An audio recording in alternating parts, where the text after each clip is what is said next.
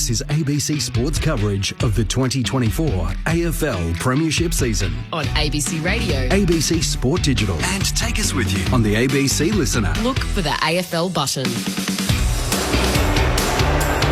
As the twilight becomes the evening on this Saturday of round 6, there's drizzly showers around, and I think it's going to be a wet night at the Gabba. Welcome along to Brisbane versus Geelong on ABC Sport.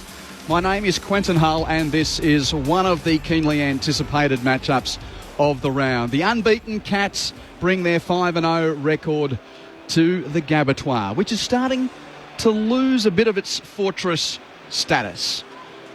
The Lions yet to win here in 2024, having gone down to Carlton and Collingwood in their 2 stops at home in 2024. Brisbane 2 wins and 3 losses, but of their 5 games, they've played 3 teams that featured in the finals last year. Just how good's the Cats 5-0?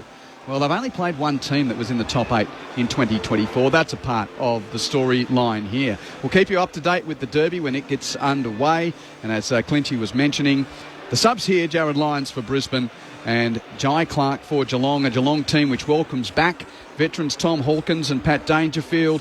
Hawkins rested from their 75-point win over the Kangas last week. Dangerfield coming back in after his early season hamstring issue. Jake Kolajasny and ruckman Toby Conway into the team for just his 3rd game of AFL footy. Reece Stanley's here, but he's been rested. He was among the emergency. Zach Toohey has rested as well. Connor O'Sullivan and Shannon Neal, both omitted from the team that beat North comfortably at Cardinia Park. While for the Lions, it is Jay Lyons in for Zach Bailey, who's out for a month or so with an ankle injury. I'll be calling with Michael Price, Brownlow medalist Jason Ackermanis, former number 1 draft pick Jeff White, and Jamie Stanton is down on the boundary in the rain, and we have got the short lead in here. G'day Acker, g'day Whitey. Just a quick word or two on the top liner for this one here. Your thoughts? Oh, big game. I'm looking forward to that. Conway, I think he's a great prospect, but big challenge tonight against McInerney. Acker for the first time in 2024. Hope you enjoyed Europe. Great to have you back with us. Yes, I'm back. Des is starting on the wing. It's good to see the boys live. Q. Let's get to Michael Price and the opening bounce as the twilight rolls into the evening on this Saturday of ABC Sport. Harris Andrews won the toss. The Lions will be kicking to the right as we're looking at the city end. It's a scramble from the opening bounce. There's a stack of bodies, rugby union style. That's being played just up the road. There'll be a ball up a couple of metres in front of the centre circle. Zorko throws it back to the umpire. This time McInerney thumps it forward. It's roved by Hipwood. A long left foot kick to a dangerous area. In fact, it floats over that dangerous area, bounces over the boundary line in the left forward pocket for a throw in. And what conditions to debut on the boundary. Jamie Stanton, welcome to you. Got to get one in early for you. How are you out there? Thanks, Q. I love this debut. It's absolutely spitting down at the moment, but I'm expecting a good drenching soon. And congratulations on your appointment this week as AFL Queensland Women's coach. Boundary throw in with Brisbane deep in attack. Neil with the rove. Hand pass out the back to McCarthy. A left foot snap from the pocket. Brilliant start for Brisbane. Link on his left. And the Lions get the jump.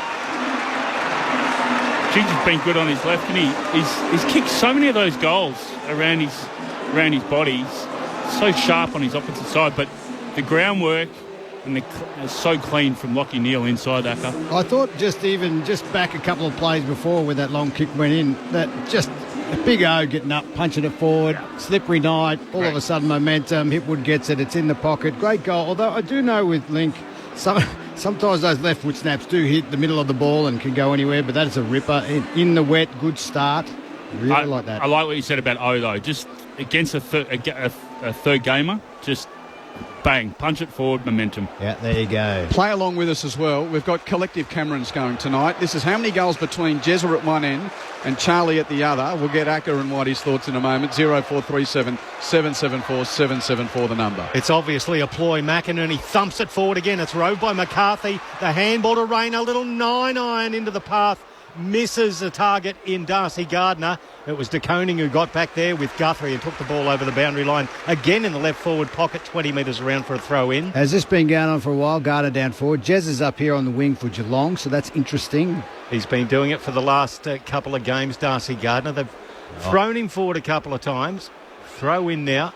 McInerney against young Conway. McInerney double hands it down into the path of McCluggage. He can't pick it up.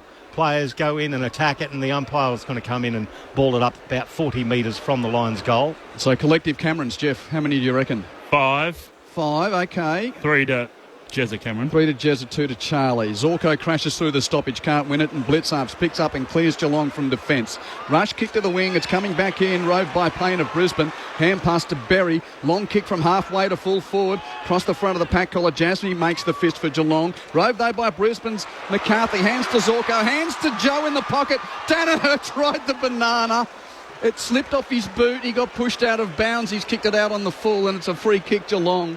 And in the right back pocket. What do you reckon, Acker, for collective Camerons tonight, Jezza and Charlie? 6, and the littler Cameron will kick 4. Okay. Tom Stewart from the right back pocket for the Cats. That's a long kick. It goes to the back of the pack. Leicester off a standing start. Mark's been taken there for Brisbane again. It's McCarthy. He's the man with the sharp shooting boot. He's 40 metres out, but he's on a tight angle to the left. I think a guy like Link too here does actually curve the ball a little bit the way he kicks it, so that heavier, wetter ball actually will work for him. He needs just to kick it straight. It'll spin straight and go straight. 166 goals, 89, including that last one. He is quite an accurate kick for goal. And obviously played for Geelong as well before coming up here. Could only fit in a few games for the Cats, 29 in fact. He's had a better run up here. He traverses the arc of 50. From 45, he leans back on it, strikes it well. It's floating across the face of goal. It's going to be one behind. He's responsible for the score of the Lions, 1-1-7. The Cats yet to score with 4 gone to the first term. Derby yet to get underway, and the Blues by 19 points, if you're just joining us. Oh, you'll be happy with that, Q. Very. It hasn't been past 4 to centre for the Cats. No. Stuck in Brisbane's back forward half. Dominating midfield. Zach Guthrie runs beyond the goal mouth. Long inbound, but McInerney outmarks Conway. Just shy of the wing for the Cats. Brisbane mark, hands it to Zorko. Kick to half forward is wide. Looking for McCarthy, but it was... Sam de Koning's given away a free kick. Too high, it looks like. And considering how short Lincoln is, he's probably my height, is he? Well, 178, 177? Certainly de Koning is taller. Yeah. McCarthy is 55 out left, half forward. Oh, that's off the instep. It slews to the chest of Hipwood. He drops it. It slipped off the boot, it slipped off the chest, and it goes out of play for a boundary throw-in. Even that last entry, or where he got the free kicks, Zorko's got to be coming inside and going long. It's a wet ball, play the basics well, get it in long.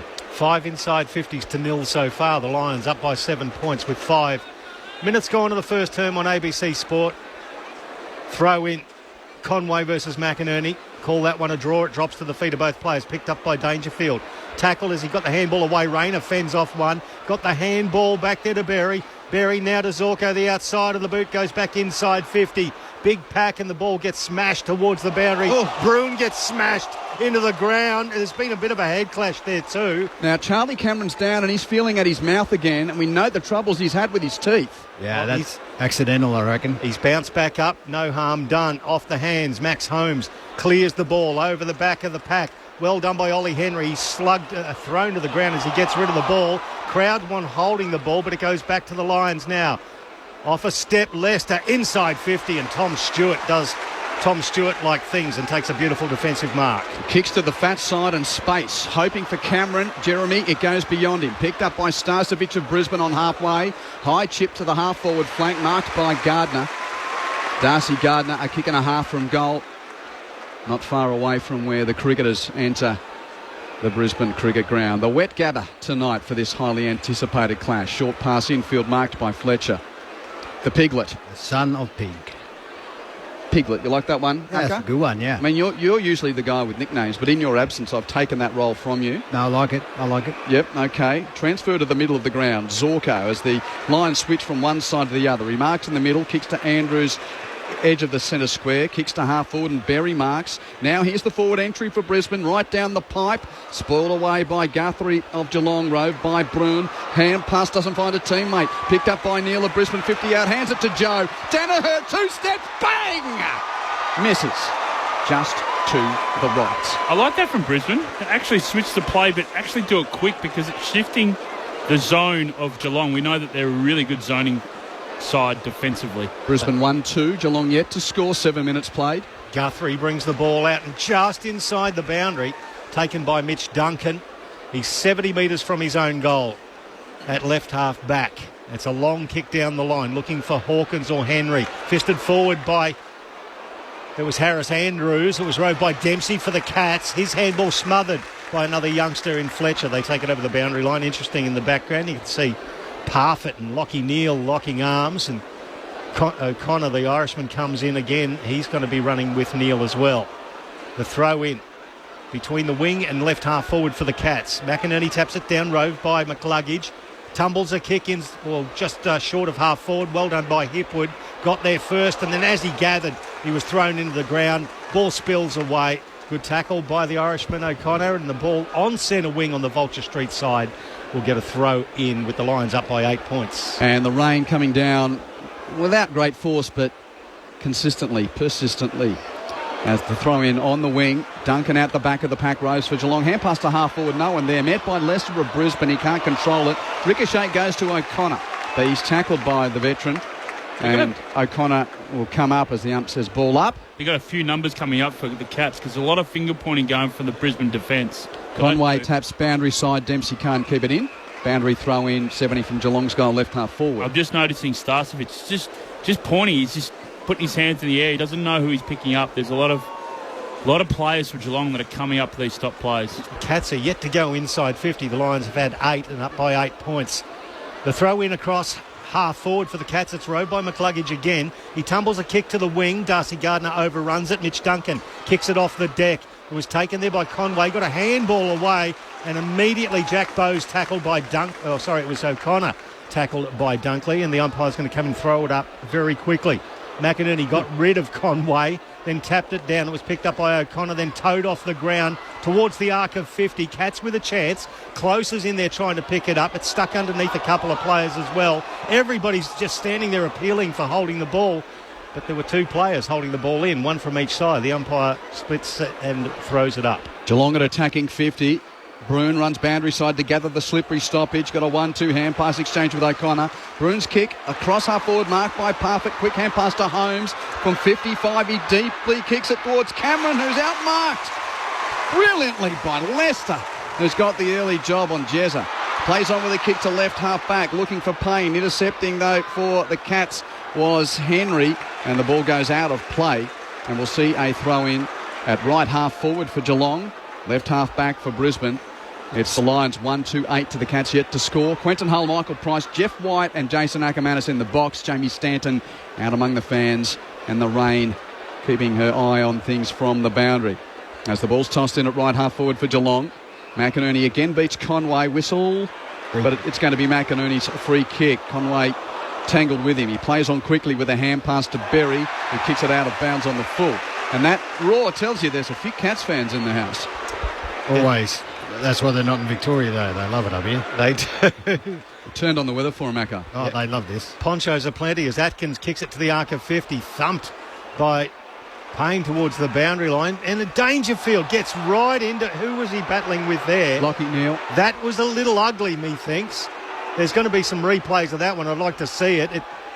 So if you're Hall of Fame legend bound, it seems you got to get ugly with Lockie at the Gabba this year. Pendles and now Danger. Jamie Stanton's on the boundary. You were closer there, Jamie. Danger definitely went with a nice open hand punch to the backside of Lockie Neal. I think looking at that replay stance there, it was actually Jared Berry got him on the short and curlies. Only icons need to apply to bash into Lockie at the Gabba. Ball goes to the wing. Geelong out the back. Parfitt's won it with a hand pass to Stewart and chip short to O'Connor, who extended his tenure with a new contract at the Cats during the week. From the wing, kicks to half forward. Andrews in the pack. Great two-grab mark in wet conditions with men around him. Hand pass out the back has been fumbled by Payne. He's fumbled it back to Andrews, who's tackled by Henry. And Ollie slings him to deck legally, and the up will come in for a ball up. I just don't think you go for a hand pass deep 50 in that situation, especially when it's wet. Yeah, silly. Umpire throws it up. Was slapped down by Hawkins. Lions have the numbers around. There's going to be a free kick. Shepherd. It was a Shepherd, and it's going to go to Brisbane. So Leicester has it. A little chip kick, and that taken by Zorko. 50. He was taken down. The crowd want 50. Get 50. That's 50. Half it after the... Well, and that's got to be double 50 because Hawkins is in the way. He's just come in front of Zorko as he's going to step down. Should be a double 50. You can't do that. Well, Tom Hawkins there. Are they giving it another? Yeah. Yeah, they have to. Yeah. There was So no he's doubt gone about from it. centre half back to the goal square. So that's 100-metre penalty. Tom Hawkins getting a chat from the umpire. Dane Zorko loves the theatre of this. He's strutting down, runs up from 20 metres out, pops it through for the Lions' second goal. 2-2-14, the Cats yet to score. Nearly 13 minutes gone to the first term on ABC Sport. You would think with all that experience, Tom Hawkins would know that that is a rule you do not want to stuff up, but he did. That said, it looks like the last couple of weeks anyway, fellas, have been away, but Zorko's form has been exceptional. They need the ball in his hands, Whitey, and I mean, that's a goal out of just pure stupidity, but well done. Well, it was one of the things we spoke about, wasn't it, Q, when Kitty Coleman went down? It's like, who do they need to put on the half-back flank? He was the perfect one. He's been outstanding. And off the back of a long campaign, Acker, dare I poetically put it, he looked like a bloke playing a season that might be his last chance to win the flag in a bunch of teammates who think, our window's still open. Whether it happens this year or next, we're not sure. He's playing like a desperate man. Good At the back end of his career, which has been storied. 5 B&Fs and 3 leading goal kickers here at this club. The Magician, no clearance from the stoppage. Rayner is tackled to deck. And we'll see it thrown up once again in the middle of the ground. Brisbane 2-2-0. Bounces around. Broome gets a clearance for Geelong. Whacks it on his left boot to half forward, but it's read and met by Payne. That's better from Payne. And those big pecs meet the shear, and he takes the grab.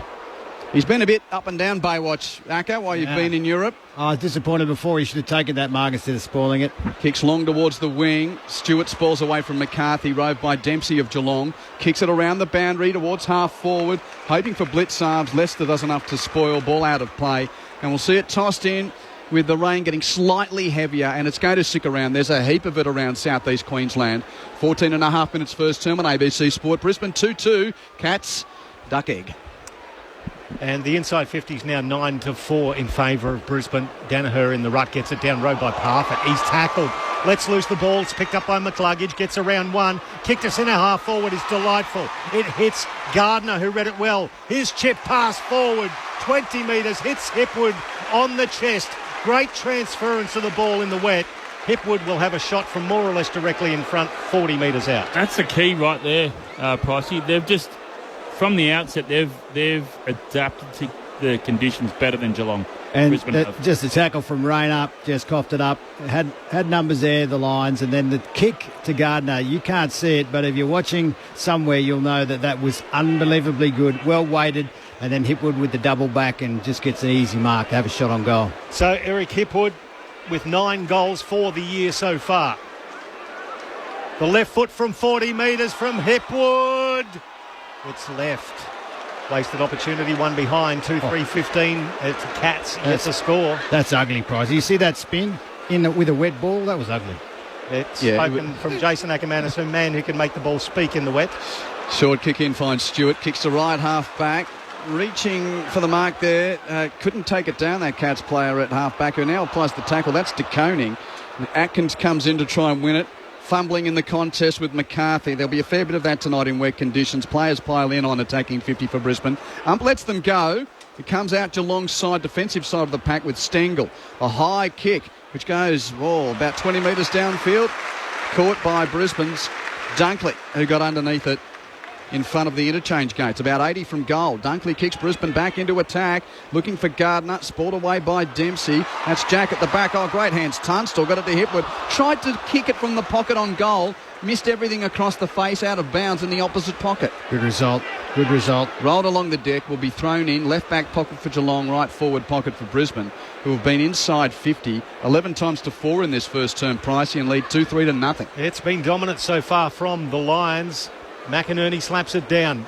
Bruin goes in with Fletcher, tackles Fletcher into the ground. Ball stuck underneath. There will be a ball up 20 metres out. Just about every player on the paddock in front of the centre circles as well. The umpire will throw it up quickly. McInerney taps it to the top of the square. Tunstall goes in. Big tackle from McCarthy on Tanner Bruin. Ball stuck underneath him. He appeals. The umpire says no, we'll ball it up 15 metres out, just slightly right of the goal square. Danger here.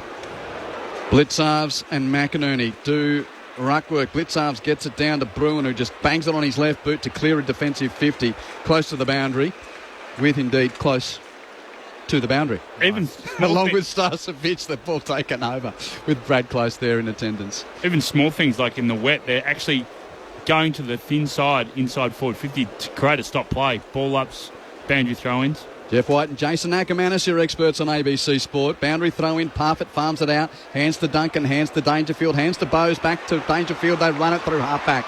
Great work. Danger hands it to Kolajasny, runs through centre half-back, kicks to half-forward. Stengel, one-on-one with Fletcher. Fletcher does enough to win it away from him. Picked up by Ainsworth. Hand pass was not great, though. From Wilmot, he kicked it off the ground. Back to Fletcher, tackled and holding the ball. Stengel with the pressure. Play on to advantage as Holmes kicks it into attack for the Cats and Dempsey marks. 40 from goal. He fell over. The Cats fans saying give him 50. Star said, no, I'm not having any of that. If you're going to lie down, I'm standing over you and giving you a gobful. As he does. I was thinking when I hadn't seen Dempsey live, I always think, is it part of the Cats recruiting that they always get some guy with blonde hair in every single team that they have over the years? Because Jace, don't complain. Your job's not to identify them all. No, nice kick, nice mark, nice tackle, nice pressure. He's got pink boots, Acker, so you'd be happy with that. It's easy to pick out on this wet night. Cats haven't scored yet. We've played nearly 19 minutes. Dempsey's kick is out to the right and stays there. But it is the first score of the night for Geelong. Brisbane 2-3-15 to that behind. 19 minutes played first term after the Blues beat the Giants by 19 points. And the Derby's not too far away in the west. So the Lions bring the ball back in from fullback. It's with Wilmot. Measures a kick to the arc of 50. Spoiled away from Starcevic by Parfitt. Chance here for the Cats. Stengel gets involved. So does Andrews. He picked it up, was tackled. The ball spills. Brian Myers has it. Gives it to Hawkins, who tapped it back to Cameron from 50. He floats it to the square. Going back, Payne dropped it, picked up by Bowes' goal. Well done. Jack Payne's dropped the mark. Jack Bowes picked it up straight onto the right boot. And the former Gold Coast Sun scores the Cats' first goal. 19 minutes gone to the first term. It's 2-3-15 the Lions. The Cats 1-1-7. I thought, though, Payne, for what it's worth, did everything right and then fumbled it. And just all he had to do was take it through, and that is one of the worst fumbles you'll see. Jack Payne has got to be better, and also before Whitey, he had a chance just to go for the mark, decides to punch it. It's wet, you've got nothing in between you. Every team and every coach would say that's what you need. Oh, I think it started with the point kicking. You're not trying trying to hit someone one-on-one. Just play the basics. That's the worst. That's the worst thing they've done so far in this wet. Well, and Starcevic just sort of propped and tried to take an easy mark instead of attacking it. If there's one bloke that won't feel far from home in these conditions, it's Jack Bowes. It feels very Cairns tonight with the humidity and the rain. They play a lot of footy in these conditions in the far north of Queensland, where Jack Bowes comes from. Centre bounce, McInerney on hands and knees trying to create a clearance. Doesn't really do so. Picked up by Myers of Geelong. Rush kick to half forward, Ainsworth and Stengel. It's Ainsworth who wins it on the deck for Brisbane. Hands it to Wilmot. Hands it to Payne. Kick smothered by Hawkins. The big Hawk can't pick it up. Swooping in Zorko. His hand pass, though. Look for Rayner. Stolen by O'Connor. O'Connor immediately tackled. The half forwards for Geelong, they're now getting into the game. That's where they're starting to get these repeat stoppages forward of their centre for Geelong. Ball up centre half forward for the Cats. No telling touch from the ruckman. But Neal underneath, hand passes to Lester. Grubbing clearance, won't get far. Holmes picks up for the Cats at half forward, about 70 out. Hand passes to Close. Close's hand pass stolen by Archie.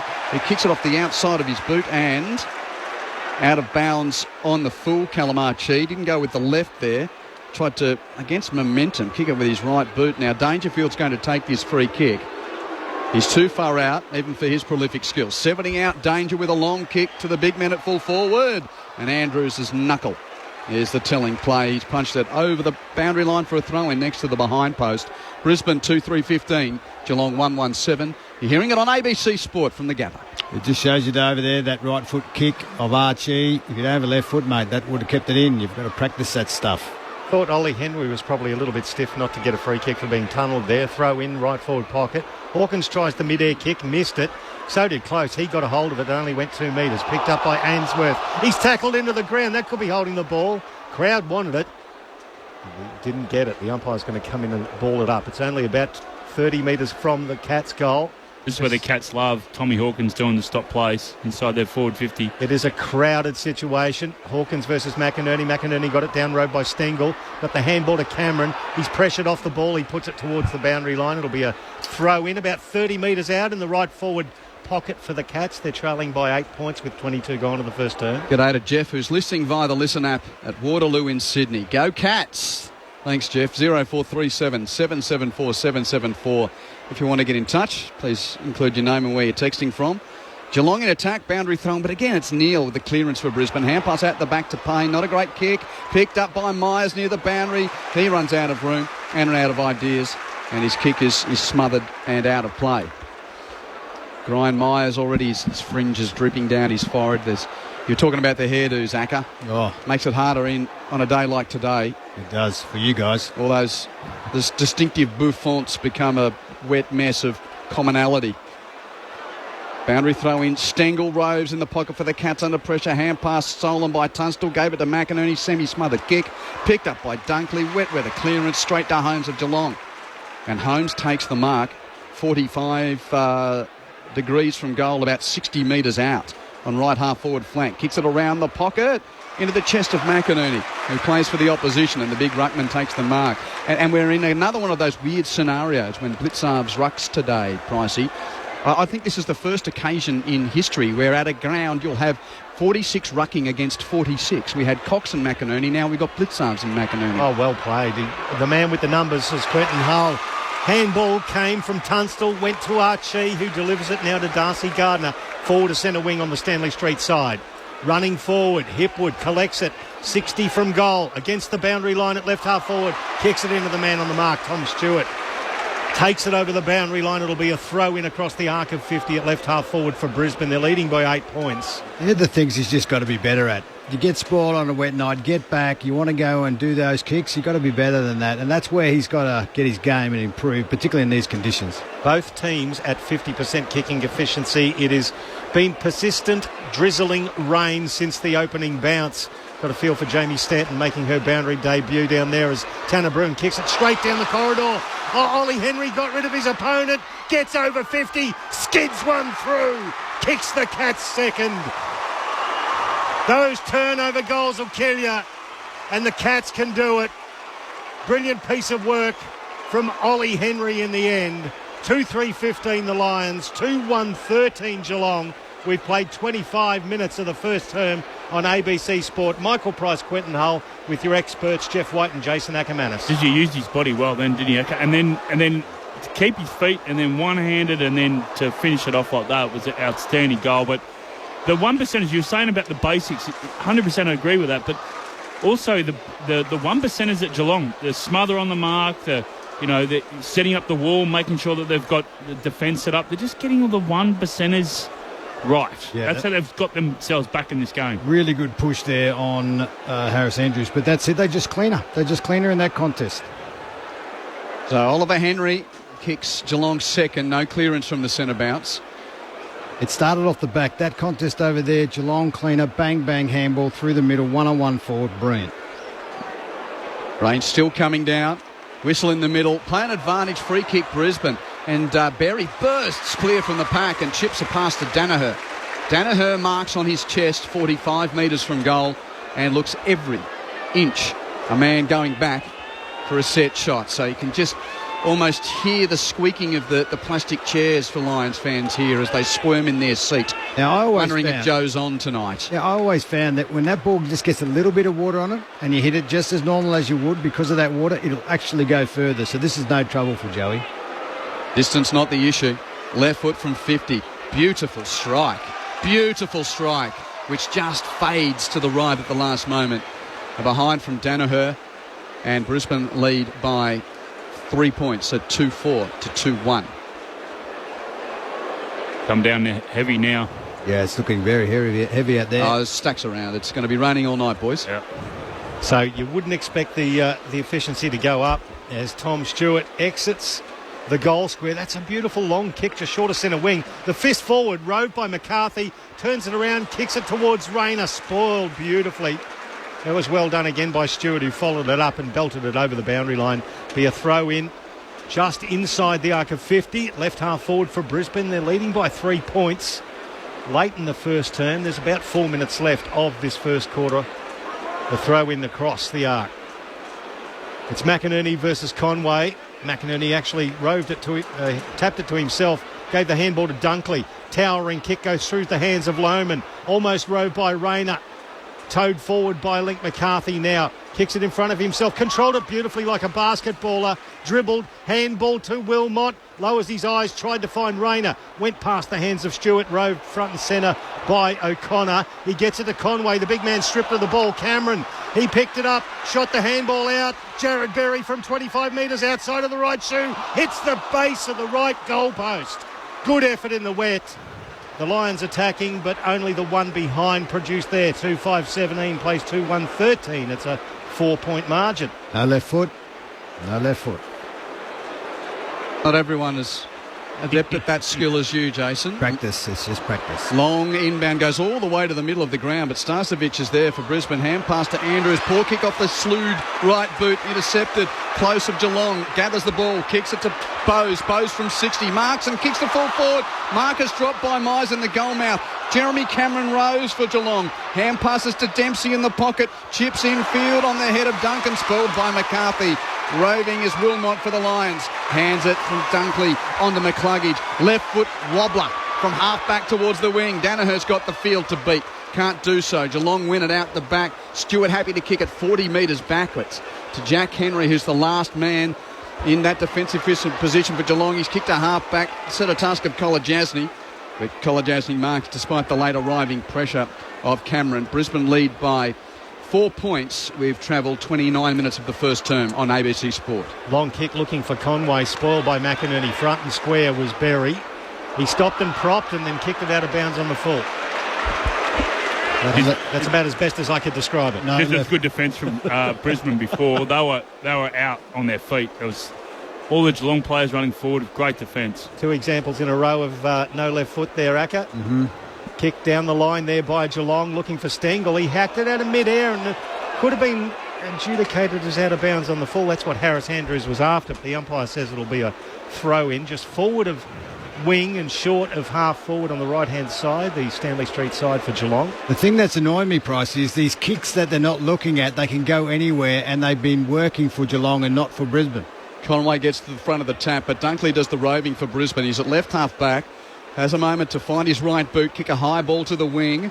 Spoil made by Guthrie of Geelong, roved by Atkins, who kicks it long to full forward again. Andrews meets it for Brisbane, can't gather though. Dempsey, the rove under pressure, puts it to his toe. No one at full forward. Stengel was the target, and the Lions win out. Ainsworth with a hand pass to the pocket to Zorko. Has 2 casual bounces to half back, and such is the skill. They come back to him on the slippery night. His chip looking at Gardner is punched away by Jack Henry. And a boundary throw-in will take effect at right half back for Brisbane. Left half forward for Geelong. The Cats have kicked the last 2 goals in the game after Brisbane kicked the first 2. G'day to Grant, who's driving across the Nullarbor listening. Go Cats. Oh, he'll be there all night. 0437 774 774. Dare I say it's not raining there. Classic understatement from one J. Ackermanis as the ball comes off hands. Dunkley goes over the top. Dangerous practice. The umpire hugs himself. I thought he might have pinged him from lingering over the ball. It's what Dangerfield wanted, but the umpire's going to ball it up. On the logo, at left half forward for the Cats on the arc, Dangerfield presents from the clearance, and then Archie got in the way. Ball spilled over the arc at the back of the pack. McCluggage picked it up nicely. Handball to Neal, got a kick away under pressure. Darcy Gardner stopped and propped. Player flew over the top of him in Jack Henry. He went back to gather it. Now it's thrown out by Atkins. It's picked up now by Guthrie. 70 from goal. He hooks it around on the left foot. Dempsey from an impossible position actually spoiled it and did well for Geelong. Picked up by Ainsworth for Brisbane. His handball pinched by Dangerfield, who tumbles it to the top of the goal square. It's a one-on-one, Berry versus Blitzarves. He wins out Berry. The ball gets handed back to Wilmot, who actually went to handball, dummied, then kicked it to the 50-metre arc to McInerney. Went through hands, off hands, picked up by Lohman. He tapped it to Neal. Back to McInerney. Messy stuff in the wet. The big man tumbles it just short of centre wing, off the shins of McCarthy, and Geelong have the ball with Cameron. He's confronted, got the handball back to Stewart, who kicks a long one to the goal square. Big pack flies through the hands there of Blitzarves. It's going to be held up. Umpire comes in, ball it up 30 metres out, scrappy stuff. But at least both sides having a crack. And the only thing more frantic than the football was Michael Price trying to find a moment for the handover. But well done, Pricey. Have a spell for a sec. Ball tossed up, Cats in attack. McInerney again dominating that first hand at ruck. Picked up by Starcevic. He kicks Brisbane clear. A hoper to the wing. There's no one there. Skims, pitches, rolls. And Danaher made good chase to make sure he got to it and put it over the boundary line so the ump couldn't consider insufficient intent. Boundary throw in. Quentin Hull, Michael Price, Jason Ackermanis and Jeff White with you. Jamie Stanton, she's getting acquainted with boundary duties. First night on the job, and she's in the rain as the siren sounds to end at the first turn. In wet and slippery conditions at the Gabba. The unbeaten Cats with their sternest test of this 2024 campaign, which has been perfect through 5 games for them so far. But they'll go to the first break trailing by 4 points. Brisbane 2 goals, 5-17, leading Geelong's 2-1-13. The Lions with the first 2, the Cats with the next 2. Lincoln McCarthy and Dane Zorko kicked the goals for Brisbane. Jack Bowes and Oliver Henry have kicked the goals for Geelong. Lions 2-5-17, Cats 2-1-13. After earlier today, Collingwood at one point were more than 5 goals behind Port Adelaide and then went in the second term. And ended up winning by 42 points, the Magpies. Collingwood 17-21, 123 to Port's 12-9, 81. And Carlton, they went a bit too. It was a tight game between the Blues and the Giants for the majority, but a third quarter surge from Carlton proved the banker in a 19-point victory for the Blues. Carlton 17-15, 117 to the Giants 15-8, 98. The Derby's not too far away. The ABC Listen app and the AFL Extra button is where you can hear it if you'd like to hear West Coast taking on Fremantle. In the National Rugby League today, there are 3 games. Penrith has defeated the West Tigers in Bathurst, the home of the car race today, home of regional footy in the NRL. Penrith 22 defeated the West Tigers 6. Tight game down the road at Robina, but the Gold Coast Titans remain winless in this campaign. Manly Warringah has defeated Gold Coast there. Manly 34 to Gold Coast 30. And across town, the Broncos and Lions playing in the same time slot on this wet Saturday night in the Queensland capital. The Bronx lead the Canberra Raiders 18 points to 0. Brisbane 18, Canberra 0. In the Super Rugby earlier today, speaking of Canberra, the Brumbies were beaten by the Blues. 46-7 for the Blues over the Brumbies. Currently Western Force 8, leading the Crusaders 5. So a bit around the place. Your messages continue to be welcome on 0437 774 774. Another driving from Bairnsdale to Perth on the Nullarbor. Go Cats, says Pouncer. Stephen Joe from Minetta Station via Burke. Great calling and go the Cats. And Hamish from Wagga says, hey Q and team, big day local footy. He's on his way home from Kindra Park, Coolaman, after the Hoppers beat Turvey Park by 8 points in a twilight match. And he's a young broadcaster down there. He commentated Mara beating 2 goals over East Wagga Karingal in the Farrer League. And it was good to see, gentlemen. Did you see that the Riverina got a mention on the banner for the Blues today? No, I didn't see that because Matty Kennedy playing a milestone game, and Colin Gully was mentioned on the Blues banner at Docklands today. I'm surprised they put your name on there. That is your perfect. The Wagga and the Blues. That is perfect for you. How many games did Colin Gully play? No, well, I've never met Colin. Oh, pricey. Too good. On that, Brisbane by 4 points. It's quarter time. You're listening to ABC Sport. Here's my top footy tip for the season. You can get your games live and ad-free on the ABC Listen app. I know, right? AFL, NRL, men's, women's. Whatever footy you're after, we've got you covered. Every goal, try, mark and tackle. Called by ABC Sports expert commentary team. This season on the home of 100% pure footy, the ABC Listen app. This is ABC Sports coverage of the 2024 AFL season. Every match on the ABC Listen app. Look for the AFL button. Near with the road. Hand pass out the back to McCarthy. A left foot snap from the pocket. Brilliant start for Brisbane. Link on his left. A little chip kick, and that got taken by Zorko. 50. He was taken down. The crowd want 50. Get 50, that's 50. Half it. Well, and And that's got to be double 50 because just Hawkins about is hooked Hawkins. away. He's just come in front of Zorko as he's going to step down. Should be a double 50. Dane Zorko loves the theatre of this. He's strutting down. Runs up from 20 metres out, pops it through for the Lions' second goal. Cameron from 50. He floats it to the square. Going back, Payne dropped it, picked up by Bo's goal. Well done. Jack Payne's dropped the mark. Jack Bo's picked it up straight onto the right boot. And the former Gold Coast Sun scores the Cats' first goal. Tanner Bruhn kicks it straight down the corridor. Ollie Henry got rid of his opponent. Gets over 50. Skids one through. Kicks the Cats' second. The 2024 AFL Premiership season. On your radio ABC Sport Digital. and on the ABC Listen app. Rain coming down at the Gabba in this Saturday night fixture of round 6 of the 2024 AFL season that you are listening to via the national broadcaster ABC Sport. My name is Quentin Hull, and Brisbane lead Geelong by 4 points at quarter time, 2-5 to 2-1. Derby's just underway. If you want to hear it, the AFL extra button on the Listen app is where you can do so. Brownlow medalist Jason Ackermanis, number 1 draft pick Jeff White, your experts in the box. Jamie Stanton's down on the boundary. But gentlemen up here, what have you made of the first half hour of footy? Very interesting. There's a lot going on. Basically, even in these conditions, trying to do their game plan. Geelong playing as they did a couple of years ago when they won the flag, that extra behind the play, so the Lions are adjusting. The Lions were much slicker, better below their knees earlier, used the ball by foot, not a lot of handballs. Later in that quarter, I thought, Whitey, that Geelong actually, not only has the press have been pretty hot all game really, but they were cleaner. All of a sudden, a little bit of fortunate sort of play, but just because they were more skilled, they were able to get out and get that one-on-one forward.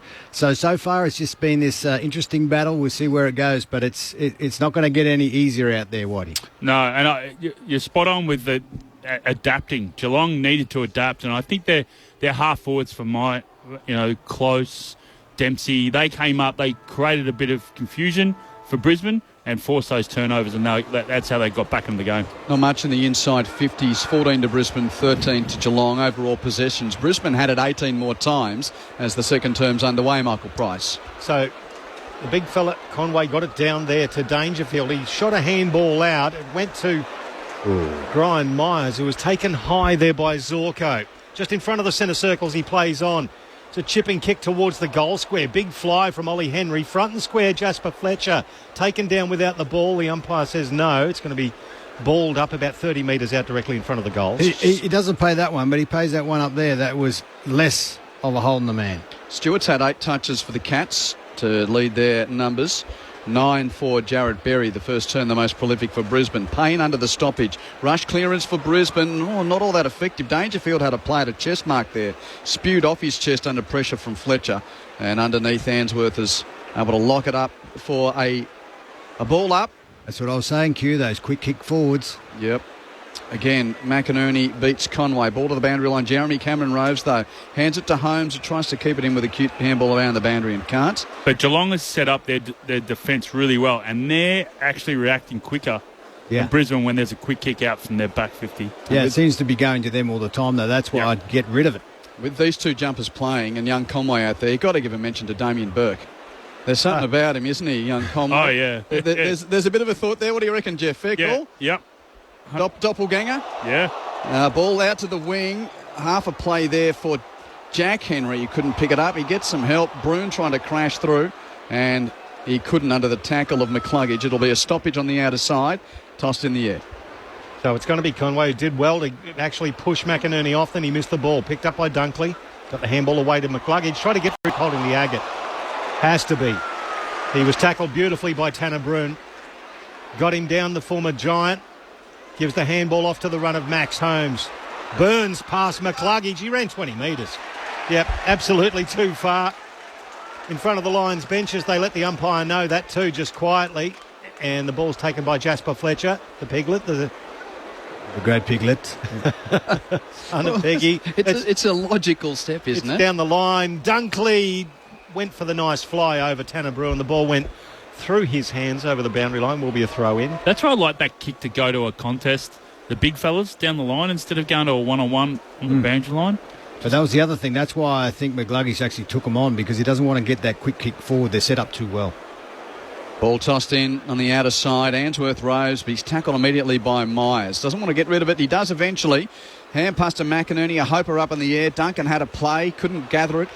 Picked up by Tunstall of Brisbane. His hand pass. Well, Hipwood makes it his own. Breaks 3 tackles as if he's cross town playing for the Bronx. Hand pass to McInerney. Kicked a full forward. Fisted away from the pack. Zorko Robes. Outside of the right boot. He is a magician indeed. Dane Zorko! The wetter the track, the better he goes. Oh, he's good on any ground. What a player. His second goal, Brisbane lead by 10 points, 3-5-23 to Geelong's 2-1-13. He's had his ups and downs, but he is an absolute marvel of this football club. But he just needs... he just read the play really, really well. They needed him to come up because there was a contest there. He needed to come up and add the number to where that loose ball was, and he basically said to Aka, look, I don't need to kick on my left. I'll just do a check side on my right. Well, and in the wet, finished off perfect. Well, that's the other thing. You know, the good players are really skillful ones. In the wet, they actually get separated even further than when it's dry, and that was a fantastic kick. Dane Zorko with his second goal. Ball thrown up in the middle. It's taken there by young Conway out of the ruck. He toes it forward. Off hands, Dangerfield grabs it. Took the tacklers on. Got the handball to Cameron inside 50. His handball to the run of Tanner Bruin. Missed the target. Cameron backed up. Picked it up. Got it over to Close. His snap is just wide. One behind. 23 plays 14. It's a 9-point margin in favour of Brisbane. Surging football there. Well, Dangerfield trying to use his skill as well as Starcevic runs beyond the square. Kicks long on the inbound to a pack. Hit with the target, offended by Henry. There it is. They've got to use. They're not going to get it outmarked. They've got to get him. Oh, Jack Henry was over his shoulders. Then Eric slewed the kick straight to Mark O'Connor, who grabs it on the wing for Geelong. His hand pass went along the deck, gets it back, gives to Holmes, who runs to half forward for Geelong.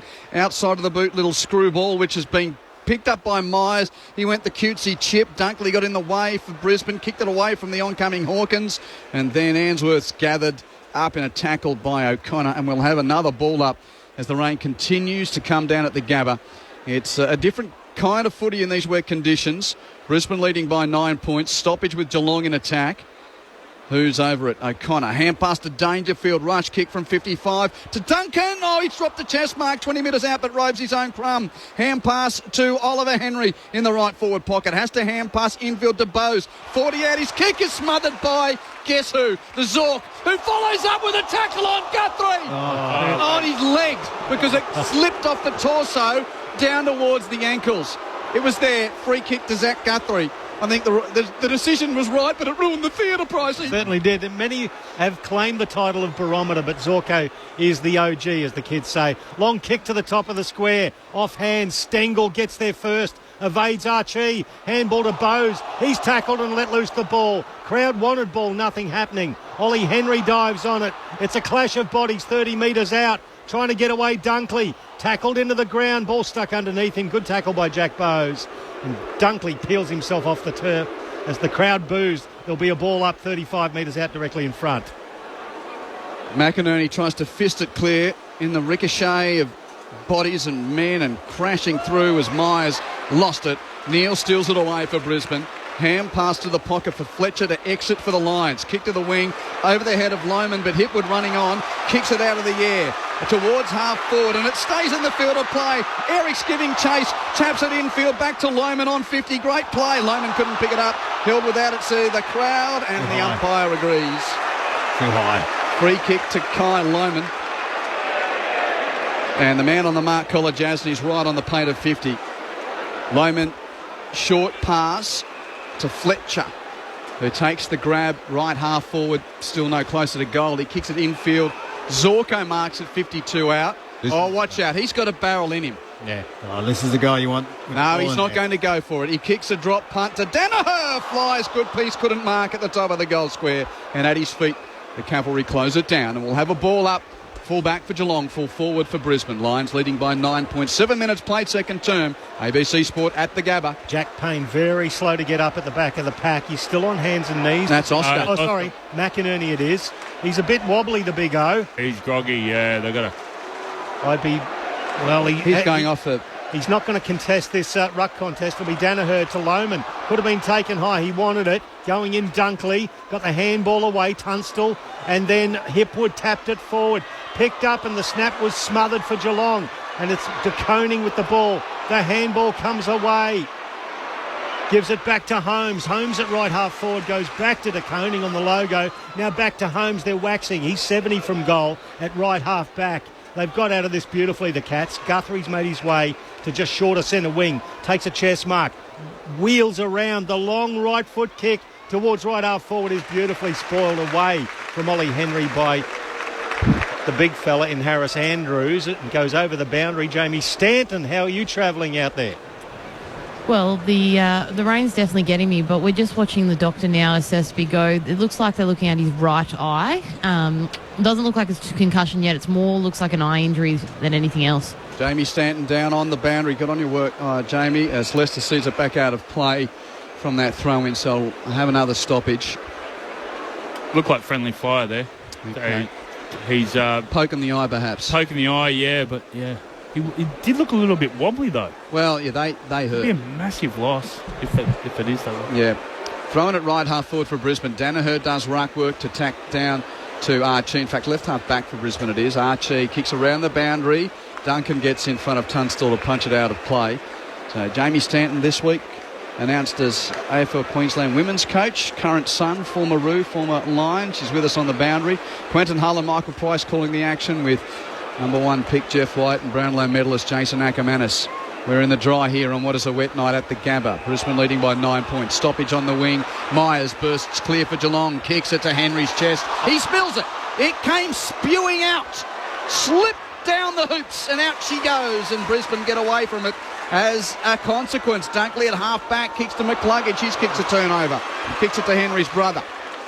So Ollie made the mistake at one end and now Jack's taken the mark at right half back. That literally... the old plum put exploding across the hoops there, Pricey. He goes laterally, does Jack Henry over to the other side of the ground. He finds Collar Jasny, his 15-metre kick to the run of Tom Stewart, just short of centre wing on the outer side. Prolific defender. Just gets better with every game, Tom Stewart. It's a long kick towards half forward. Again, it was a difficult one, but Henry bounced off his chest at left half forward for the Cats. Blitzarves overruns the ball. Jasper Fletcher takes it over the boundary line for the Lions, so it'll be a throw-in. 55 out, just vision of McInerney on the big screen. He doesn't look too perturbed, just a few blinks of the eye. I think the other thing too Brisbane would be concerned about is Lockie Neal not getting enough of the footy, not working hard enough around the stoppages. So it's Conway and Danaher and ruck, spiked forward by Parfitt among the throng. There's a lot of willing hands without any really cleanly touching the Sharon until Dempsey picks it up in the pocket, puts a right boot to it and kicks it out on the full. One of those nights. Acker. Hold on. Yeah. Jamie on the boundary. Doctors and physios just given the thumbs up for Big O. It looks like it's his cheekbone. He might have a small little cut just under the eye there. When we get a moment over the boundary line with that punch, no, play on the outer side. There's Neal running through the contest to... That's a good kick. To gather. Wilmot kicks the half forward. Cameron, Charlie, marks. 80 from goal. Hand passes to Berry. Berry hands it to attacking 50. Gardner picks it up off the ground. Kicks to full forward. Tunstall flew, couldn't mark. Danaher Roves is harassed off it by Duncan and Guthrie concedes a behind. Brisbane by 10 at 3-6-24. To Geelong's 2-2-14. I'm going to bring it up, Jace, because I'll remember calling it. The Cats in the wet was the day where you kicked that one out of your personage from the pocket. The two down here and the third Yep. quarter actually kicked 5 that day. 35 touches and 12 tackles. Wet day like this, wasn't it? It was just like this. Sunday Arvo game, though. I was the only kid ever in Queensland out when it rained like this. Be out in the fields kicking. I loved it. The Lions, oh dear, so humble. Kicks it to the top of the goal square. But why wouldn't you be when you were that good? Came off the hands, ball stuck underneath the pack. I'll tell you a bit of a yarn about Acker and running in the rain very shortly when the ball gets cleared. But thrown up 35 metres out, well taken by Danaher. Tried to get the handball out to McCarthy. It spilled to his feet. Atkins entered the fray for the Cats. He was tackled and let loose the ball. Charlie Cameron picks it up. McCluggage, centering ball. Half volley pick up by Tunstall, tackled into the ground by Stewart. And now it's battled over the line. Was Holmes tackled over the line by Gardner? The ball's underneath both of them. Hasn't even gone over the goal line yet. And the umpire's going to come in. What's he going to do? He's going to be throw it up over the line. Basically a foot away from the goal line. They did well, the Cats. It was Conway gave it to Holmes, who actually extracted the kick to the arc of 50. Well done by Archie, who beat close to the ball. No, it was actually really smart there by Brisbane because they stood off. They were waiting for Conway to actually hit it. There you go. So that was really smart by... And trying to get him with no pressure to go backward. Beyond the goal line, so correct. There's no pressure will go on the top of the goal But then square. the Cats actually grabbed it and kicked it out, so it worked both ways. Jeff White with the astute stoppage analysis for you on ABC Sport. Throw in left half forward for Brisbane. Archie Roves hands to Lester, hands it to Rayner. Spearing inbound, there's no one on the end of it for Brisbane. Met by Guthrie, and he's tackled to the deck under the pressure of Charlie Cameron. We'll have another ball up. You watch, next time Charlie will know that Rayner will kick it short and he'll be on his bike. He just stood still. Conway clean tap for Geelong. Parfitt does the roving in the right back pocket. Exit coming up for the Cats. Hand pass to Duncan. From half back he kicks to the wing. Jeremy Cameron takes the mark. Found the ball in his lap. Plays on with a hand pass to Bowes. Hands it back to Jezza, who breaks the tackle of Lester in the centre of the ground. Ranging left foot kick into attack over the head of the leaping forward in Henry. Out the back, Brisbane Zorko there to claim. He handed it to Wilmot. Bad hand pass from Wilmot. Berry made good. Gave it back to Wilmot. Hand pass to Wandsworth, and now the Lions clear. Long kick from right half back to the wing. McCluggage the tug, but he's outnumbered. Stewart spoils. Blitzarves make it to Koning. Roves, high kick back to attack. Dempsey with the big fly to spoil it away from Answorth. Bruin Roves and is brutally tackled to the deck. 1-on-1. And we'll see a ball up. Jared Berry with the clamp there. He's been playing well tonight, Q. Brisbane 3-6-24. Geelong 2-2-14. 14 and a half second term. Umpire throws the ball up. Danaher in the ruck. Got it out nicely to Tunstall. He tapped it forward. Gardner got himself involved for the Lions. Gave it to Fletcher. Tunstall again had the ball slapped out of his hands. Chance for the Cats. Dangerfield on hands and knees. He turns the ball over. Back to Tunstall. Just short of centre wing. Now Neal. The run of Neal gave the handball away to Dunkley, who then dropped the ball. Cats back in with Parfitt. He's tackled by Tunstall. Taken over the line. Crowd one holding the ball. Nothing doing. It's going to be a throw in. Jamie Stanton's on the boundary. So it looks like Oscar McInerney's now gone down with the doctor and the physio underneath. He could potentially going into some delayed concussion symptoms. Well, we'll have a look at that and keep an eye on it. Thanks, Jamie Stanton. Throw in as a short one. Danaher taps it down to his own advantage. Bruin gets in the way. Well done, Jack Bowes, who gave the ball back to Bruin. He shot a handball backwards to half-back. From a start, it was De Koning who kicked it in the Dangerfield direction. Spoiled by Wilmot over the boundary. We'll get a throw in. Derby's underway. It's low-scoring opening term there. West Coast 1-1-7 leading the Dockers 3 behinds. Call available on the ABC Listen app on the AFL Extra button. And that one started a bit later than this one. So if you're listening on analogue and digital radio, we'll take you to the back end once we finish here. Boundary throw in. Stengel comes through to win the ball for Geelong. Hand pass to Parfitt. Off the step, bangs it to half forward. No one there for the Cats. Yeah, that's those kicks forward, Q. Answorth reads at Acker and takes the chest mark. Slots it wide with a chip to Berry, who's had a very good night, must be said. It's just a game of hope when you do that, I reckon. Coming up for touch 13. Apparently contract discussions have started with the off-contract line. He kicks long down the line beyond the pack. Atkins out the back first to meet it for Geelong at left half back for the Cats. Finds space to kick it back from whence it came. Back to the wing and a fly from Parfitt. Got a hand, couldn't mark. Gee, some Cats are getting close to winning Mark of the Year this year without actually hanging on to him. That was a big fly from Parfitt. Anyway, underneath Brisbane's ball. Dunkley hands it to Rayner, hands it to Berry. Berry back to Dunkley. Bit of ringer Rosie. Parfitt's outnumbered there. Hand pass eventually goes to Answorth. Chips it short to Danaher. And went around and only went 10 metres upfield, Michael Price. Danaher on the wing for Brisbane. Danaher, long kick towards right half forward. It came off the hands over the boundary line with the throw in. Right, always when the out. conditions like this is on the ground, but off the ball pressure from both sides has been unbelievable. The just ability to go at the receiver is forcing those quick kicks, Akka, and just been outstanding by both sides tonight. So the throw in just inside the arc of 50. Cats with numbers get to the ball first. It was Jack Henry tackled into the ground there by James Tunstall, and we'll get another ball up 45 metres out, 45-degree angle to the right. Brisbane in attack. Off hands, Noah Answorth comes in, immediately claims the ball. Brian Myers claims him, and we'll do it all again. I was going to say, if Big O goes off, it's not bad. They get a small in line, come on, and that's not bad in these conditions, Pricey. Eric Hipwood versus Blitzarves. Blitzarves wins out, and it was with Tanner Bruin. He got the handball over his shoulder, picked up by Bose. His kick semi-smothered. Well picked up by Noah Answorth. Did well to get a little kick away towards Neil. Neil's handball cut off by Parfitt. Taken over the boundary. Still 80 from the Lions' goal. Another play, no left foot, Pricey. And it's one of those nights at the Gabba that if it was a cricket day, you'd be going to pub for long lunch without thought of returning. A heavy cover. Because it just keeps raining here. And it's not bucketing storm style, but it's just very wet and very slippery and no signs of abating. Stoppage on the wing. Bruin for the Cats. Taps it to the advantage of Myers. He taps it to the advantage of Stengel. Hands it on to Bose. Kick inside 50 for Geelong. Cameron 15 in a 2-on-2. Couldn't take the mark. Payne picks up for Brisbane and clears for the Lions with a high kick to right half back. Neil lost his footing. Gets a free kick. O'Connor was ungainly in his attention on the two-time Brownlow medalist. And that was lucky from the Lions. They're at number 3-2, so really good defence there and nice kick out. But this is Lockie. Lockie's got to get his hands on the ball and general play more. Yeah, well, Ange from Humpty Doo's listening. He's driving home from a party and he asked if Neil's being tagged heavily following your comments, Akka. He is. Mark O'Connor's kept an eye on him very nicely. That was only his second kick and only his first effective kick. Thanks, Ange. 0437 774 774. The Cats with the ball. They go forward and it's picked up by Hawkins. His first possession is a handball to the runner, Bose. Long kick. Henry couldn't quite take it. Andrews just ambles in.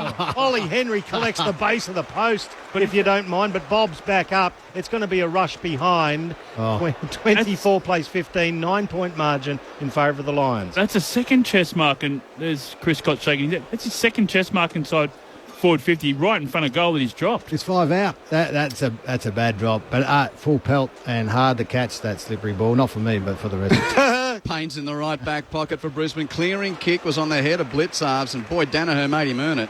Punches it. No, that's fair play. Fair spoil, out of play boundary throw in. Just a few pushes. The conditions, I reckon it's favouring Geelong. They're much cleaner below their knees. I know the scoreboard doesn't show it at the moment, but they are very, very clean at the moment. Ball thrown in on the outer side. Nearly in foraging for it, but Bose steals it away for Geelong. His handbusto pinched by Zorko at right half back for Brisbane. Hands it to Rayner. Kick around the boundary. Stewart somehow was able to spoil away from the leading McCarthy in the boundary. Again, the victor as the ball's punched out of play. You know how Wacker's always banging on about other people and not... I once on Christmas Day was driving past Sandgate Aussie Rules ground and there was this man doing 400-metre sprints in the rain on Christmas Day. On Christmas Day? That's the commitment. There's that story about Acker running in the rain. That's it. Okay. Wilmot at the stoppage on the wing. Little up and under, didn't carry the required. Loman caught it. He gets tackled. Ball up. Acker, you got a response? Oh, that was before I actually did another 50 minutes of goal kicking in the rain. And exactly right. That day I would have kicked about 30 goals, so I was only by myself. Remember Gil Reyes sent Andre Agassi running on Christmas Day. That was a part of Andre's renaissance in his career. Yeah. When he turned from bad boy into bald-headed fitness machine. Yeah. Ball goes to the forward 50. Charlie Cameron's a chance for Brisbane. Left foot kick. No John Denver. Out of bounds on the full. And we'll see a free kick to be taken by De Koning in the right back pocket. But in all seriousness, that actually rubber stamped to me that Acker was more than just the mouthpiece. He worked hard for all of the skills he got. And what they don't see when no one's looking, that's what matters. Exactly right, Acker. Well played. A long kick out by De Koning, taken off the fist of Andrews over the boundary for a throw. I just felt like the soup Nazi from Seinfeld. Not so for you. No John Denver. No John Denver for you. He's looking dangerous though, Charlie. Next! And we'll throw it in left half forward. Tom Hawkins very quiet tonight, only the one disposal. It was a handball. He got away. He's been well held, but not his type of game tonight, methinks, in the conditions. It's towed forward for Geelong. O'Connor versus Neal has been a really good battle. O'Connor slapped it forward, cut off by Answorth. The youngster handball to Neal. A little sand wedge gets to Rayner in front of Tanner Bruin. He takes the mark. Cam Rayner. The run of Neal now. The handball receive and the awful kick off the outside of the right boot's picked up there by Geelong. Oh, Max Holmes picked it up and then took off. He's got somebody by himself. Oh, no, danger. It is Stengel. He gathers. He bounces. He runs to 35. Tyson Stengel bangs it through for Geelong. In his 50th game for the Cats, after being exited by Richmond and Adelaide, Tyson Stengel puts the Cats within 3 points, 3-6-24 to 3-3-21, nearly 23 minutes gone to the second term. That's when you come with synergy, Acker. That's Stengel. As soon as he saw Max Holmes was near that ball, he took off. Oh, they were both at the same stop play here that Lockie Neal stuffed up the kick. But then when Max Holmes got that, Stengel went 45 straight away. Just brilliant synergy, understanding your teammate, one, and understanding his strengths and then taking off. And he's one of those players you were talking about before, how clean he is. And if he's got that much space, he's too good a play. He's terrific when in these conditions. I'm surprised he hasn't played even a little bit more and a little bit better. Jeff White and Jason Ackermanis on ABC Sport. 3 points the difference. Brisbane in front. Centre bounce free kick going McCluggage's way. He was held off the contest. So he plays on Hugh McCluggage, runs around Dangerfield on the mark, kicks the lines into attack. McCarthy, one grab, spoiled from behind by Zach Guthrie. Ball to deck, 50 from Brisbane's goal, picked up by Berry, hand pass to Gardner. He kicks Brisbane back into attack. Kolajassi spoils away from Cameron, but Cameron wins the crumb, hands to Tunstall. Tunstall's kick is marked by Archie at the goal mouth. Plays on, hand passes to Fletcher. Fletcher has got his hands in his head because he's missed from point blank into the post.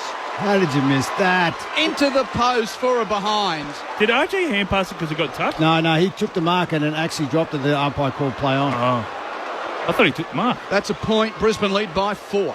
Cats try to exit quickly. It drops to the feet of Bowes. He did well to pick it up on the half volley. Shot the handball out there. Went to Dempsey. His kick short of centre wing. It's McCluggage. Gets it over now by hand to Tunstall. Long kick towards Hepwood in front. It was Jack Henry who fisted it back off hands. Oh, Archie taken down without the ball. Kolajasny could have given the free kick away. No, the ball spills. Darcy Gardner off a step. Hits the post. Not working for the Lions accuracy-wise at the moment, but they're going up in increments of 1, 3-8-26 to 3-3-21, back to 5 points. Charlie looking super dangerous. A couple of handballs, nearly shots on goal. And no one on the mark, so Duncan marches 20 metres upfield before booming a right foot drop punt to the bullseye through the hands of Ollie Henry, rode by Hawkins, hand pass to Parfitt, dropped it but kicks it off the ground. And into attack for Geelong. Stengel's looming in the pocket, Starcevic with him. Stengel wins the ball, hand passes to a teammate in close, chips it to Henry and he marks that one. It wasn't a chest mark though, it was above his head and Ollie Henry clutches on. And we'll have a shot from 25 out directly in front to put the Cats in the lead. The small forwards of Geelong have been unbelievable. From the 10-minute mark of the first quarter, there's Close and there's Stengel, there's Myers. Oh, I said that's what the beauty of Stengel is. 1-on-1 win, shot on goal. Oliver Henry, he's already got one. He could have had 3. Anyway, he is his second, which puts the Cats in front. For the first time, Geelong see the lead at the Gabba. Point the difference. Cats making the most of their shots at goal. 7 shots to 11, but it's Geelong's 4 goals, 3-27, leading Brisbane's 3-8-26. Well, if you're a Brisbane fan, Whitey, you miss one from literally on the goal on the goal square, at the top of the goal square, which is all of 7 metres, if that, and then you hit the post. They are generating shots, Brisbane. That does turn. You did hit the post twice in a row, but that said, no one on the man on the mark. Little things are starting to open up. Eagles with the jump in the Derby as well. West Coast 3-1-19 lead, Fremantle 3 points, and Harley Reid's going to have a shot on goal after the quarter-time siren to extend the lead for the Weagles. They'll go apoplectic if he kicks one, absolutely. And the rain gets heavier here at the Gabba as the Cats hit the front. Umpire throws it up in the middle. Dangerfield overran the ball. Lions with a chance. On hands and knees, Dunkley tries to ferret it through. It's taken by McCluggage. He's held up there by Dangerfield, and they'll have another ball up. Reid has kicked it. We've got a bloke next to us who knows what it's like being the number one draft pick playing in your first Western Derby. Eagles 4-125 to 303 behind at quarter time. Well, I think that's his second for the first quarter. Wow. Did you get that much hype, Whitey? How many back pages for you when you went west, Jeff? It is hype Whitey. He had the whole paper for half. Harford kicks it forward. Payne comes out and full-chested. He claims the chest mark. Umpire said, no, you bobbled that one out. It's going to be a ball up 40 metres out of the Geelong goal. So Hawkins is going to go up against Danaher here. Danaher did well to slap it wide, but Stengel's got it. He pivots. He curls one around with the right foot to the top of the square at the back of the pack and splits halves. Front and square was Hawkins. His kick actually went straight into Jack Payne, rebounded into the hands of Tom, and the pair of the two big units at ground level have left two of the biggest divots in the Gabba you will ever see, 20 metres out directly in front of the Geelong goal. Tom Hawkins tonight looks like a Melbourne Cup runner asked to sprint on the straight six. In these conditions, he is just pounding through the slop. From the stoppage, deep in the forward line for the Cats, out the back, they create space. Atkins hand passes to Duncan. Kick to the pocket, a juggling effort from Parfitt, not played. Rode by Dangerfield. Hand pass comes inboard from Atkins to Myers. Left foot snap from 40, won't have the journey, will it? Yes, it does. It goes through for a point. And Geelong lead by 2 points at 4-4-28 to 3-8-26. And one of the inside 50s this quarter. Just have a look at that stat. Geelong 12 to Brisbane's 9 in this term, Michael Price. That's a whooping.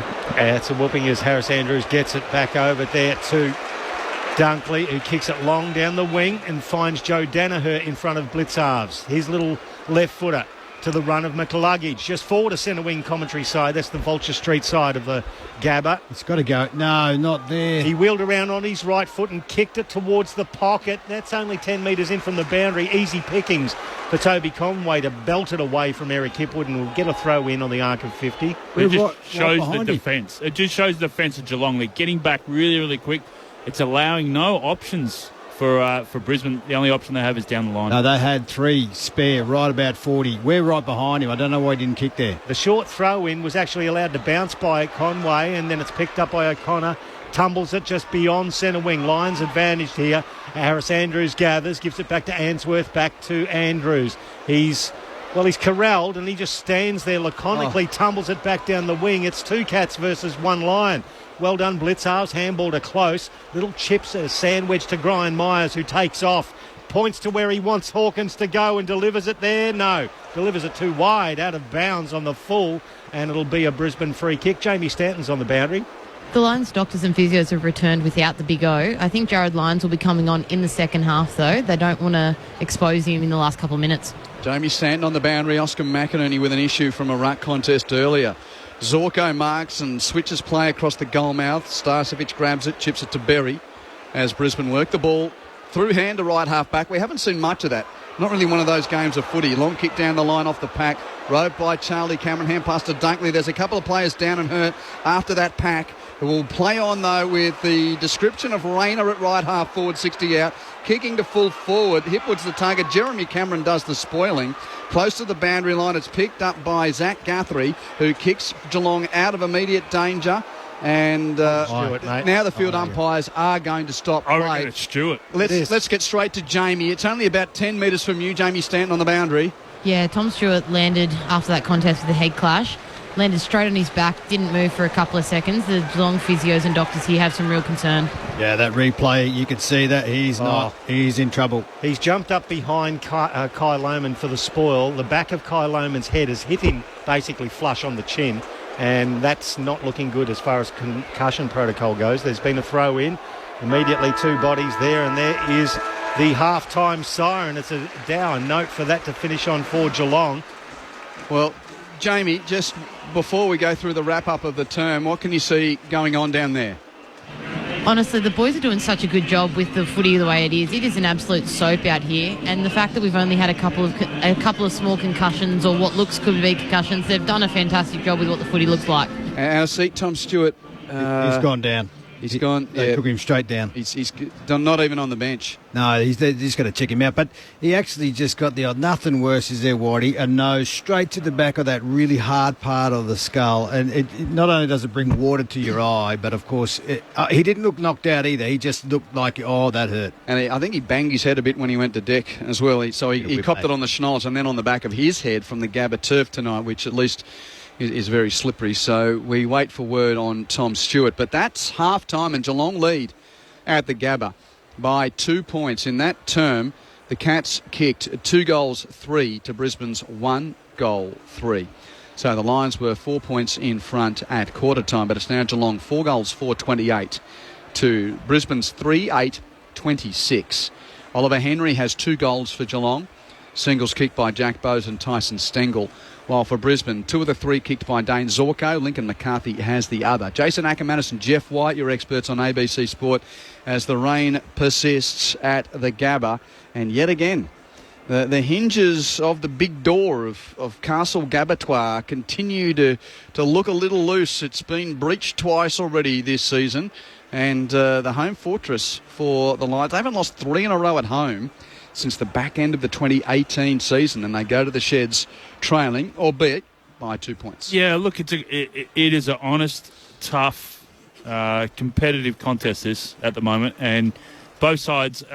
Really impressive part is not only the ability to contest for the footy, but it's the offside balance that they have, where they're going to the receiver, forcing those long kicks, and I just think Geelong has just been a lot cleaner on the ground. Below their knees, I think these conditions are really suiting them at the moment. And they've been able to get the hands, quick hands, and been able to get some runners. Really impressed with their half-forwards coming up close. Dempsey's been there as well. Myers, Stengel, been really active, really pushing up, creating a lot of chaos for Brisbane when they've been trying to go inside 450, which you've been commenting on, Akka. But it's a great contest. Yes, to talk about, but both sides are well and truly in this. I think Conway's got back into it. I have to mention the rucks. Always have to mention the rucks. Obviously, Oscar's gone off, but it really switches the dynamic in the centre now, because they're going to have to put Danaher, you'd think, into the ruck against Conway. Yeah. So that takes him out. But as you said, it's wet. Maybe you use him as a floating. He's been now renowned for getting possessions around the ground, so he becomes another target. And if I was Fags, I'd say, right, you're in the middle. You got to work Conway around. You got to try and be elusive and try and work him over, especially when he's only played 3 games. I think the other thing too to realise is that it has been quite wet up here. When I was away, wasn't it, fellas? It was raining up here, so they've been training in the Lions. They're actually better suited at the moment with this degrees and this type of rain, because it has been very wet. Of course, in Geelong, it's been very dry, and then it gets wet in the winter. That said, that's why I think the Lions are doing impressively well. But I will say 11 scoring shots to 8. The Lions did hit the goal twice and missed an absolute soda. That said, they did drop 2 sitters down there. It is very wet. I'd like to see them change the game plan, the Lions, the way they move the ball. Far more direct and quick, long kicks. Don't worry about this kicking stuff. This handball receive stuff if you don't have to. And really be far more direct and just get forward of the ball one-on-one, because that's what's going to do the damage. This down the other end, I'd like to see Starcevic, probably that matchup with Stengel, change just a little bit better one-on-one back there. Lockie Neal's got to pick his game up. He's getting well tagged. That doesn't matter. All good players get tagged. We've all been tagged since we were kids. It's not like he's not used to it. So that said, Stewart looks like he's in trouble. We've got Big O's out. Lyons is going to come on. It's not a bad thing. So it looks like they might have to change and put Clark in now, who's their sub. Jason Ackermanis and Jeff White with you at half-time. It's Geelong by 2 points. Auskick kids are still out there. Oh, how about the stories? So we're like, remember that time we got to play on the Gabba? The girls are out today. In the rain? Yeah, well, we've got the girls in front of us. So they... it's girls' night. All the Oz kickers. Yep.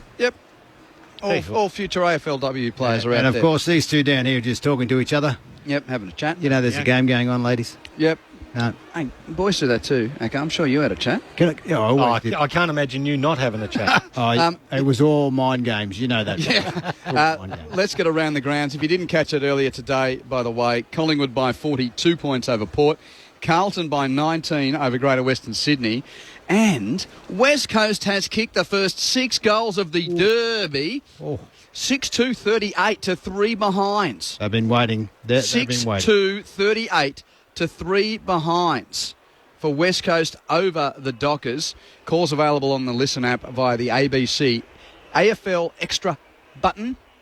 We'll take you to the back end there once we wrap it up here. In the National Rugby League earlier today, Penrith beat Wests in Bathurst. Scoreline there, Panthers 22, Tigers 6. Manly Warringah beat Gold Coast down at Robina. Sea Eagles 34 over the Titans 30. And currently across town, we've got the close one of the 2 games of footy in Brisbane tonight because the Bronx are thumping the Raiders 32-0. 32-0 to the Broncos over the Raiders. Go home early, Ricky Stewart's going to be filthy. He was angry last week. He's always angry, but this week he's going to be filthy. Oh, man. He can get a bit sticky at times, Ricky Stewart. He always looks angry, I even love in his Ricky. press conference. He wins, he looks angry. He coaches on the edge. I like Ricky. Oh, man. 32-0 to the Bronx. What are you looking at, Jeff? I've just seen Harley Reid. That's going to be the highlight all week. What he just did out of the centre just then. By the way, what is it like being a number 1 draft pick playing in the Derby for the first time, Jeff? Massive. And Eagles won in 94, so I played, I think my first one was 96, so they were still up and about. You know, they were the kings over there. Huge. Massive. How'd you go? I got belted by Worsfold. I was starting in the forward pocket. He said, "You're going to have a bad day today." And I did. Welcome to the Derby. And Wisher gave time. the big, tall kid, the number 1 pick from Melbourne, a whack. He said, "You're going to have a bad day today," and I certainly did. He sorted me out. So you played in, 4 Derbies? I think I only played in 2. Oh, okay. Possibly only 1. Definitely 1 because I remember that day with Worsfold. Because what was it, 2 years at 3 years at Freo. 3 years at Freo. But funny thing, he always, I don't know if you knew about John Worsfold, but he'd always send anyone who played 200 games, he'd send them a letter. Yeah? And he sent me a letter. Mm-hmm. Congratulations on playing 200th game, blah, blah, blah, you've great, blah, blah, blah. Sorry about that first Derby when we got it. So he apologised in the end, but wow. But very, very lovely man. That is a fantastic story. What a nice little anecdote to explore with you here at halftime. Jekyll and Hyde. Thank you, Jeff. Thanks, Acker. More from Jeff White and Jason Ackermanis.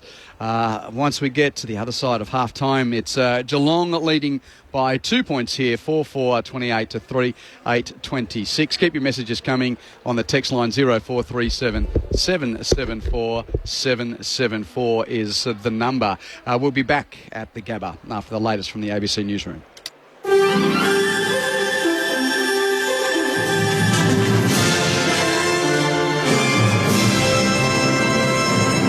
Hello, this is ABC News with David Rowlands.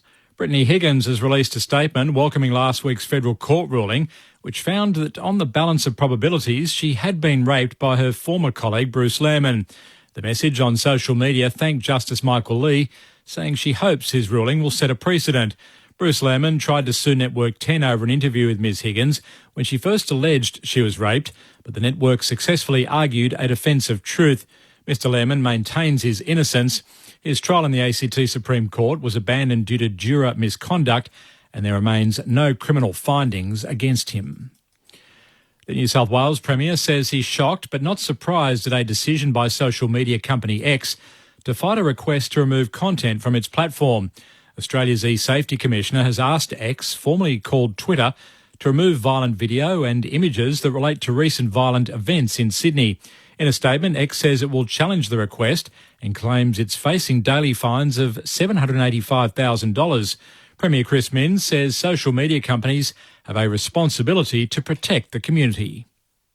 This is exactly as I'd expect from X or Twitter or whatever you want to call it, a disregard for the information that they pump into our communities, lies and rumours spreading like wildfire, and then when things go wrong, throwing their hands up in the air to say that they're not prepared to do anything about it. A Ukrainian intelligence source says Ukraine has conducted a major drone attack on Russian energy facilities that are supporting military-industrial production. The source says at least 3 power substations and a fuel depot were hit in a joint operation by Ukraine's security service, military intelligence and special forces. The governor of Russia's western region of Smolensk says a Ukrainian drone has hit a fuel depot, setting it on fire. China's Foreign Minister Wang Yi has touched down in Papua New Guinea for a bilateral meeting and the signing of several trade agreements. With more, here's PNG correspondent Tim Swanston. China's Foreign Minister Wang Yi was last in PNG in 2022 amid a push by Beijing to sign Pacific Island countries up to a regional security and trade deal. Although unsuccessful, Mr Yi returns to PNG in a sign of deepening economic ties between the two nations. He'll meet with PNG's Foreign Minister Justin Tkachenko and sign several agreements related to trade and banking. Earlier this year, Minister Tkachenko met with Australian officials and denied any security agreement was being worked on between China and PNG. Tomorrow morning, Mr Yi meets with PNG Prime Minister James Marape. Tim Swanston, ABC News, Port Moresby. Traditional owners in the Northern Territory say they still want concrete reassurances from the NT government that a controversial uranium deposit leaseholding won't be extended. Mining company ERA told the ASX it had applied for a 10-year extension of the lease it has over the Jabiluka uranium deposits, which lie within Kakadu National Park. Mirarr traditional owners met with the NT Chief Minister Eva Lawler on Friday to express their concerns. Corbin Munjanji was among those who met government members, and he says they indicated they weren't in favour of renewing the lease.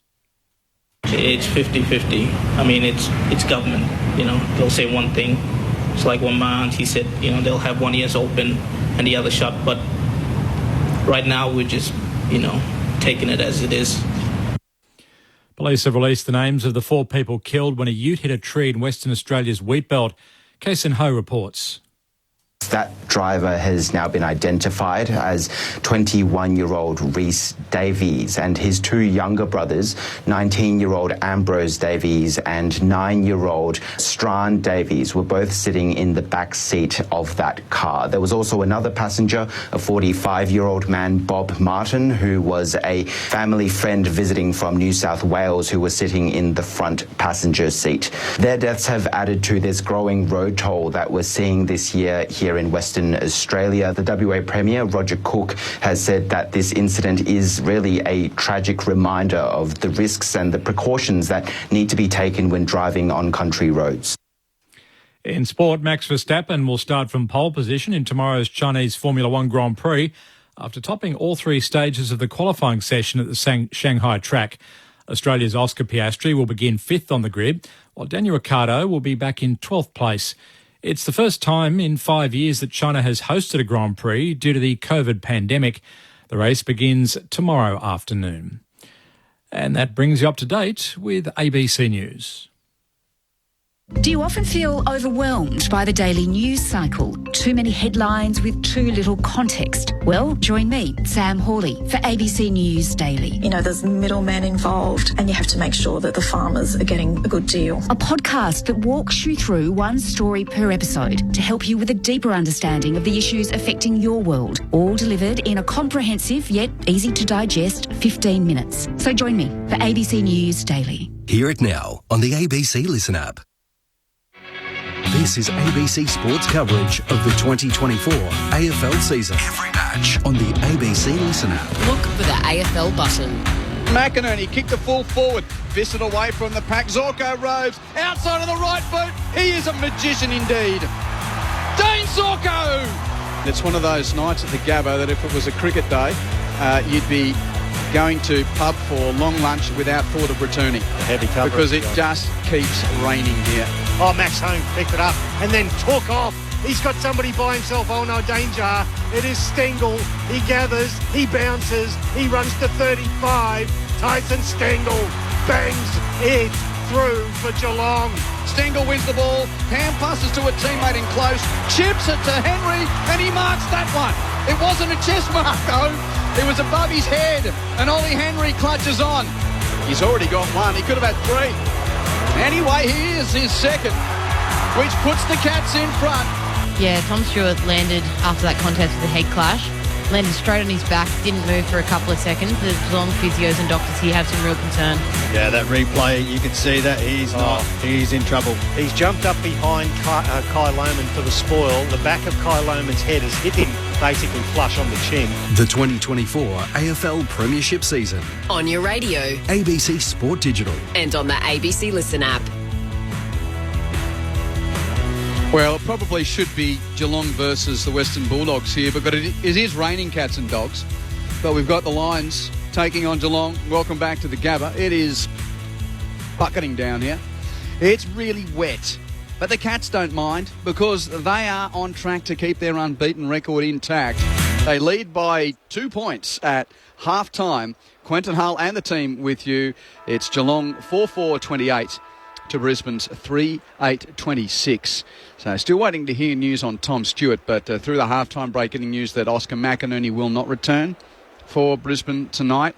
He, we think, copped a poke in the eye or something along those lines. We'll try and get more details, but the Big O is out, so just wait to see when Chris Fagan and his coaching team inject the sub, who is Jared Lyons. But if you want to lose a big man, this is probably the conditions where, well, they say that the talls don't get shorter, Whitey, but, you know, it's more of a, I don't know, is it your kind of day or a Jason Ackermanis kind of day out there? I mean, as I did mention, Acker did kick those 2 goals in the wet that day against Geelong. So definitely favours the guys lower to the ground. Lower to the ground. Shorter legs, I tell you, shorter legs. Now, by the way, Frio's finally kicked a goal in the Derby. West Coast kicked the first 7 there. It's available on the ABC Listen app on the AFL Extra button. We'll keep you updated here and take you to the back end of it. West Coast 7-4-46 to Fremantle 1-3-9. And what are you looking at? Just seeing if Tom Stewart's out there. Yeah. I wouldn't think he'd be allowed to be out there yet. Let's get down to Jamie Stanton, who, Jamie, you will never forget the first night you were posted on the boundary for an ABC Sport broadcast. Oh, definitely not. I'll be like Acker in a couple of years reminiscing about this moment. But while I'm out here, I might as well tell you that Tom Stewart obviously hasn't come out for a rooms yet, but Clark is out here with his jersey on and warming up. So I'd highly suggest that Stewart's might be over and Clark might be coming in. And getting help from Aaron Bryans in the studio as well with all of our ABC Sport tentacles across the information. Confirmation that it's concussion and out for both McInerney and Stewart. So thanks, Jamie. Thanks to Aaron back in the studio. Can I ask? You can. What have you got? Is there anything in the ABC contract that you actually should get paid more when you got to sit out there like poor Jamie in the rain? Because I got $50 for you in cash just here, and I reckon why you'll give you some crypto as well, because that is sensational on a night like this. Well done, Jamie. Hang in there. Well, the short answer is no, Jace. But I mean, you cannot quantify respect and camaraderie and all of those things. Jason, which are very hard earned. Well, now that she's the Queensland coach, guess what she's going to be doing now? Oh, yes. Ground balls. Teach them all ground ball. Oh, she'll be out there barking instructions at the girls in the rain, saying, rain, hail or shine, ladies, get into it. Yeah, Jamie Stanton on the boundary, who's not only still a part of the AFLW with the Suns, having played formerly with the Lions and the Roos, but is now the women's coach for Queensland, which was announced during the week. And so what do you reckon, Q? Who 2 big outs now for obviously Brisbane and Tom Stewart. I think that's a big loss for Geelong. Huge loss. He's the fulcrum of what happens inside defensive zone for Geelong, isn't he? Everything moves around him. His year this year has been outstanding. I mean, he's been All-Australian, 4 or 5 times. I think he's even better. You know, it's a huge loss. Yeah, so he won the best and fairest for the second time last year. And last year was his 5th All-Australian. You gotta wonder. I mean, that's the reality though. One soldier down, one back, and Chris Scott won't worry too much. He'll just say next one. And they run so deep. They've got so much talent, as all teams should at this level. I'm going to pump it up here. I'm going to pump this pressure valve on this joint, because if Brisbane can't win tonight, they're in a huge amount of strife, because they would not have banked on losing 3 games at the Gabba all season, let alone their first 3. Yeah. They're 2-3, the Lions, and if they can't win, I mean, they've got a run coming up of more gettable games, and the draw has been a bit tougher for them. But if Brisbane is to be what many expected them to be pre-season, this is a game where they run away with them in the second half. Yeah. I don't know whether we're watching that game yet, though. They'll win, Q. You just watch. They'll change it up here. the second halves haven't been that flash. No. Q. Yeah, it's interesting, isn't it? Let's play. Third term. Cats by 2. So the first clearance will be with the Lions, albeit not far. The handball's cut off by Close and given to Brian Myers. He toes it forward for the Cats. Picked up by Bruin. He lowers the eyes and tries to hit Stengel. This time Starcevic in front of him. Got down. He got the handball away. It was picked off by Blitzarves. Got it back to Cameron. Off a step from 30. It goes straight up the chimney. Slapped off the hands by Rayner, and he ended up gathering his own ball. Then tumbled a Torp straight down the guts. Well done by Danaher, who got in between two Cats to get it. Slapped it back to McCarthy, who measures a kick across 50 and finds Darcy Gardner about 45 out. They're streaming forward for him. He chips it forward. Finds Charlie Cameron 40 metres out, 45-degree angle to the right. He turned his back on everything and slowly walked back to say, I'm taking a set shot. Mind you, collective Camerons is at naught at the moment through the first half. Oh, not for long, but have a look at that. Direct, straight down, long kicking, very aggressive footy. Charlie, can he kick it? Charlie Cameron only 8 goals, 11 for the year. Comes in. Oh, he's kicked it, lucky to even hit the field. It's wide and left and off hands, and it'll go for a boundary throw-in the left forward pocket. A really ordinary kick from Charles. I would love to see the material on his boots, because I bet you they're not proper leather. As you know, Whitey, they're the best, and you would have kicked it straighter. They've got that stupid synthetic crap. Yeah. And that's a very good point you make, Jason. Jason Ackermanis knows a thing or two about getting the little things right. Boundary thrown, it goes back over. So so they're orange. Yeah. And you reckon they're not designed? They're designed for the look rather than the practicality. Yep. Absolutely. Designed for soccer. The more of that colour that's on there, that's a synthetic colour and a synthetic material. The ball just slips off the boot. They're rubbish. Absolutely rubbish. Good for soccer. And that's a really good point for a bloke who's 2-time All-Australian and paid to kick goals, Charlie Cameron. I mean, it's like giving Tiger Woods a wooden driver. A left-handed driver. Yeah. He'd still be around. Balls back Still going right. Balls back over the boundary line. Yeah. Good old Tiger. You can see Oscar really on great. the bench. Yeah, and he's got a... Is that a... That's Yeah, a black ooh. eye. Oh, a big shiner on his right eye. That's a depressed cheekbone. I've had one of them. The I'm throw going to in. go out now out on a limb and say that's a depressed cheekbone. Oh, here's a chance for Brisbane. The handball to Charlie Cameron, confronted, got the handball away. No, he didn't. Holding the ball. Max Holmes with a tackle in the right back pocket. The Cats. So that's hashtag not a doctor, hashtag speaking from experience, Whitey. Yes. Okay. Speaking from experience. Max Holmes is in the pocket for Geelong. Oh, got himself into an awful mess with the man on the mark. He's kicked it out of bounds on the full. Good pressure. Was going to play on, then didn't want to, and then had to, and kicked it out of play on the full. Free kick to be taken by Cam Rayner with a man on the mark. 45 out, right on the boundary.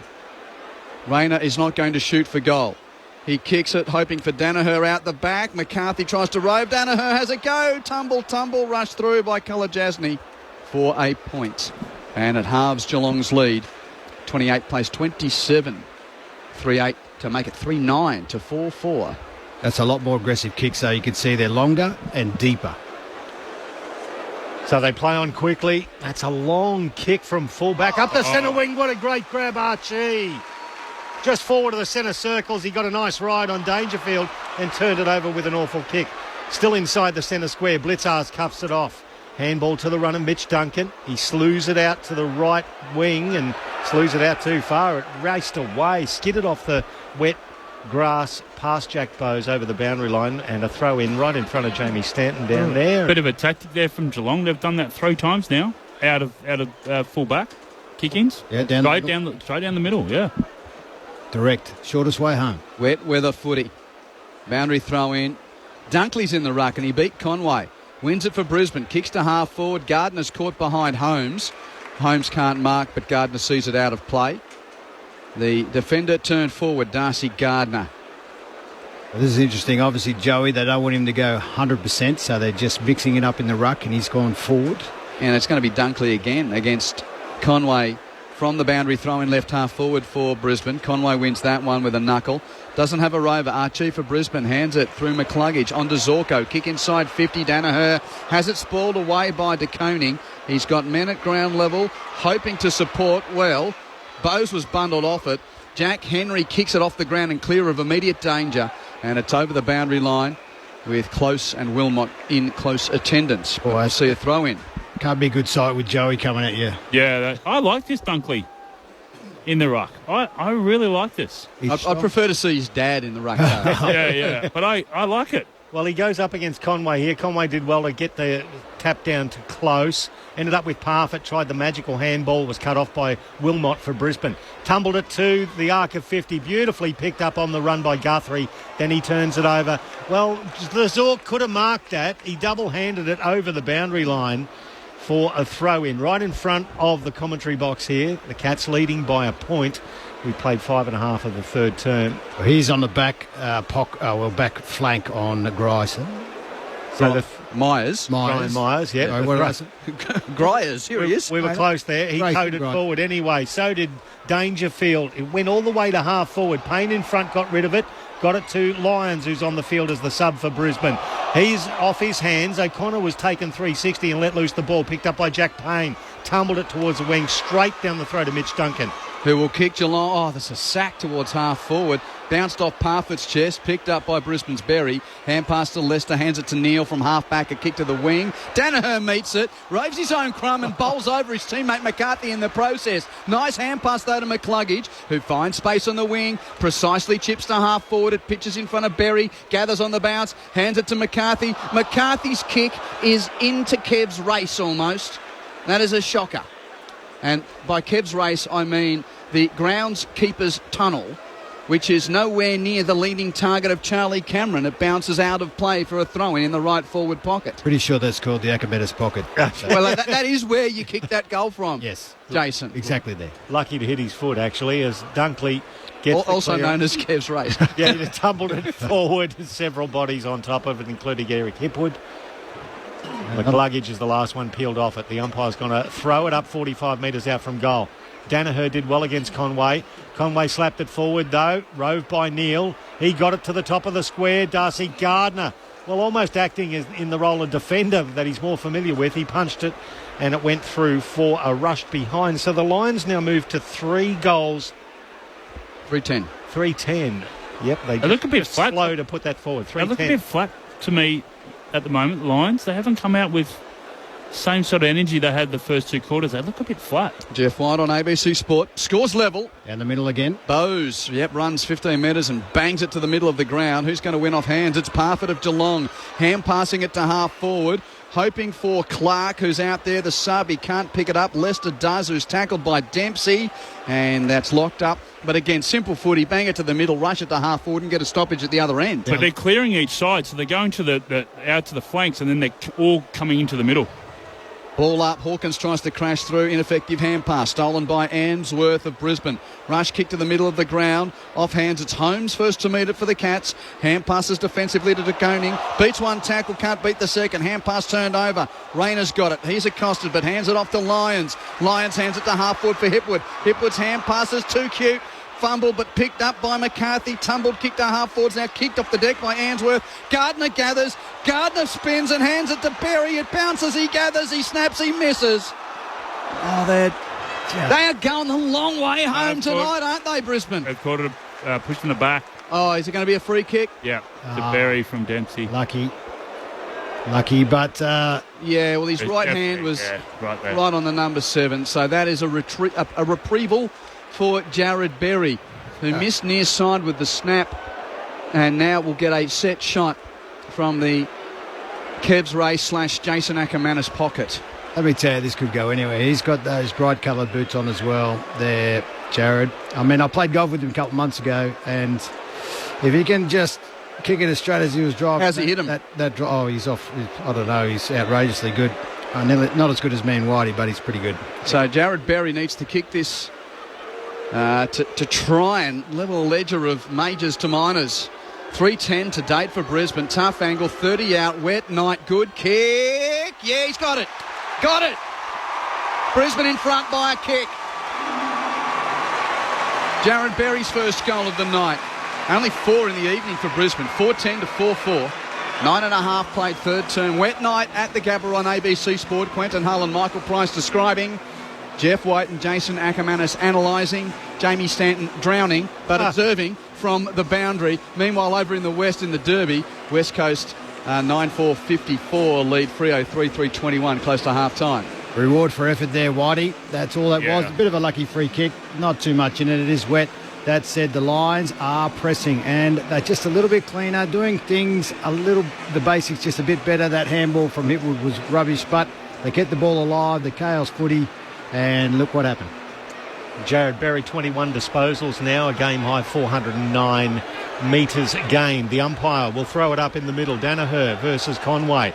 Danaher got his mitts to it, but Tanner Bruin kicked it out of mid-air, and it was caught by Mitch Duncan on the logo on the outer side. He tries to measure a kick. He does to Bruin, who followed the ball down there. Did beautifully. Kicks it inside 50. Nicely picked up on a half volley by Harris Andrews. The handball to Wilmot, who kicks it out of defensive 50. Spoiled forward. Once again, Bruin's there for the Cats. So's Jasper Fletcher. They follow the ball over the boundary line. We're going to throw in 55 out from the Geelong goal. I think you've picked up something, boys. There's one team still playing kick mark footy and the other's playing possession footy. Yeah, you've got to get more... And territory footy, should I say. Crazy direct footy in the wet. Yeah, so the Lions haven't really flicked the switch in their style yet. Cats seem to have done so. Boundary throw in right half forward for Geelong. Henry had it tackled by Starcevic, lost it. Brisbane's ball. Lohman with a long kick to half forward, nowhere near a teammate. And Jack at the back, Henry, takes the mark for Geelong at right half back. Chips it around the boundary line to Holmes. Marks unattended. So plays on and kicks Geelong back towards attacking 50. Hawkins at the back. Uses his bolt to get rid of his immediate opponent. Takes the mark. Plays on with a chip pass to O'Connor. And the Irishman will have a shot from 35 out directly in front. That was work rate from O'Connor then. He had to... When they got the switch, the turnover there, Brisbane, they were going forward. Lockie Neal was shooting through the midfield. He was right on him, and then he took back, got inside forward 50 and turned him the other way. Locked away his future at Cardinia Park through to at least 2026 during the week. And now Mark O'Connor has a chance to level the scores once more. This could go anywhere. That said, it is wet. Oh, look, these guys grow up kicking round footies. That's right. What about this for O'Connor? Right boot. He has struck it purely straight through. And the Cats fans are drenched but happy at the Gabba. We have got a tight one here. 34 apiece as 4-10 plays 5-4. Super finish. And the turnover again, those quick, long kicks can go anywhere. They're outnumbered down back. Who was it that read it well? It was Jack Henry. So I was just going to say, all the Cats midfielders and all the backs went over to Jack Henry. So he's obviously filled the void of what Stewart's been able to do for forever. Yeah. So really good understanding from Jack Henry and really good positional play from the defenders, the Cats defenders, to actually isolate him and be in the right position. That's what that does, and good work rate. Tom Hawkins pushing the back every day of the week. But anyway, got away with it, and good kick, good goal. Back into the middle of the Gabba. The rain still persisting, but lightening up a little as Conway toes it forward. Brian Myers did beautifully, slapped it into the path there. Parford, who back to Conway. He tumbles it towards the arc of 50 at left half back for the Lions. It's picked up by Berry. He goes very close to the boundary, in fact, over. It's going to be out of bounds on the full. How many have they tonight? They're 3 or 4, haven't they? There will be plenty of them. Lions or... Lions, yeah. That's the third.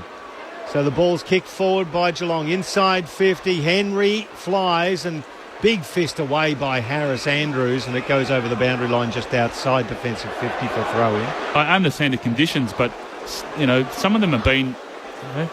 Right, they're out in the full. Not full. Well, no left foot. Then he does use the left foot, and it wasn't good enough.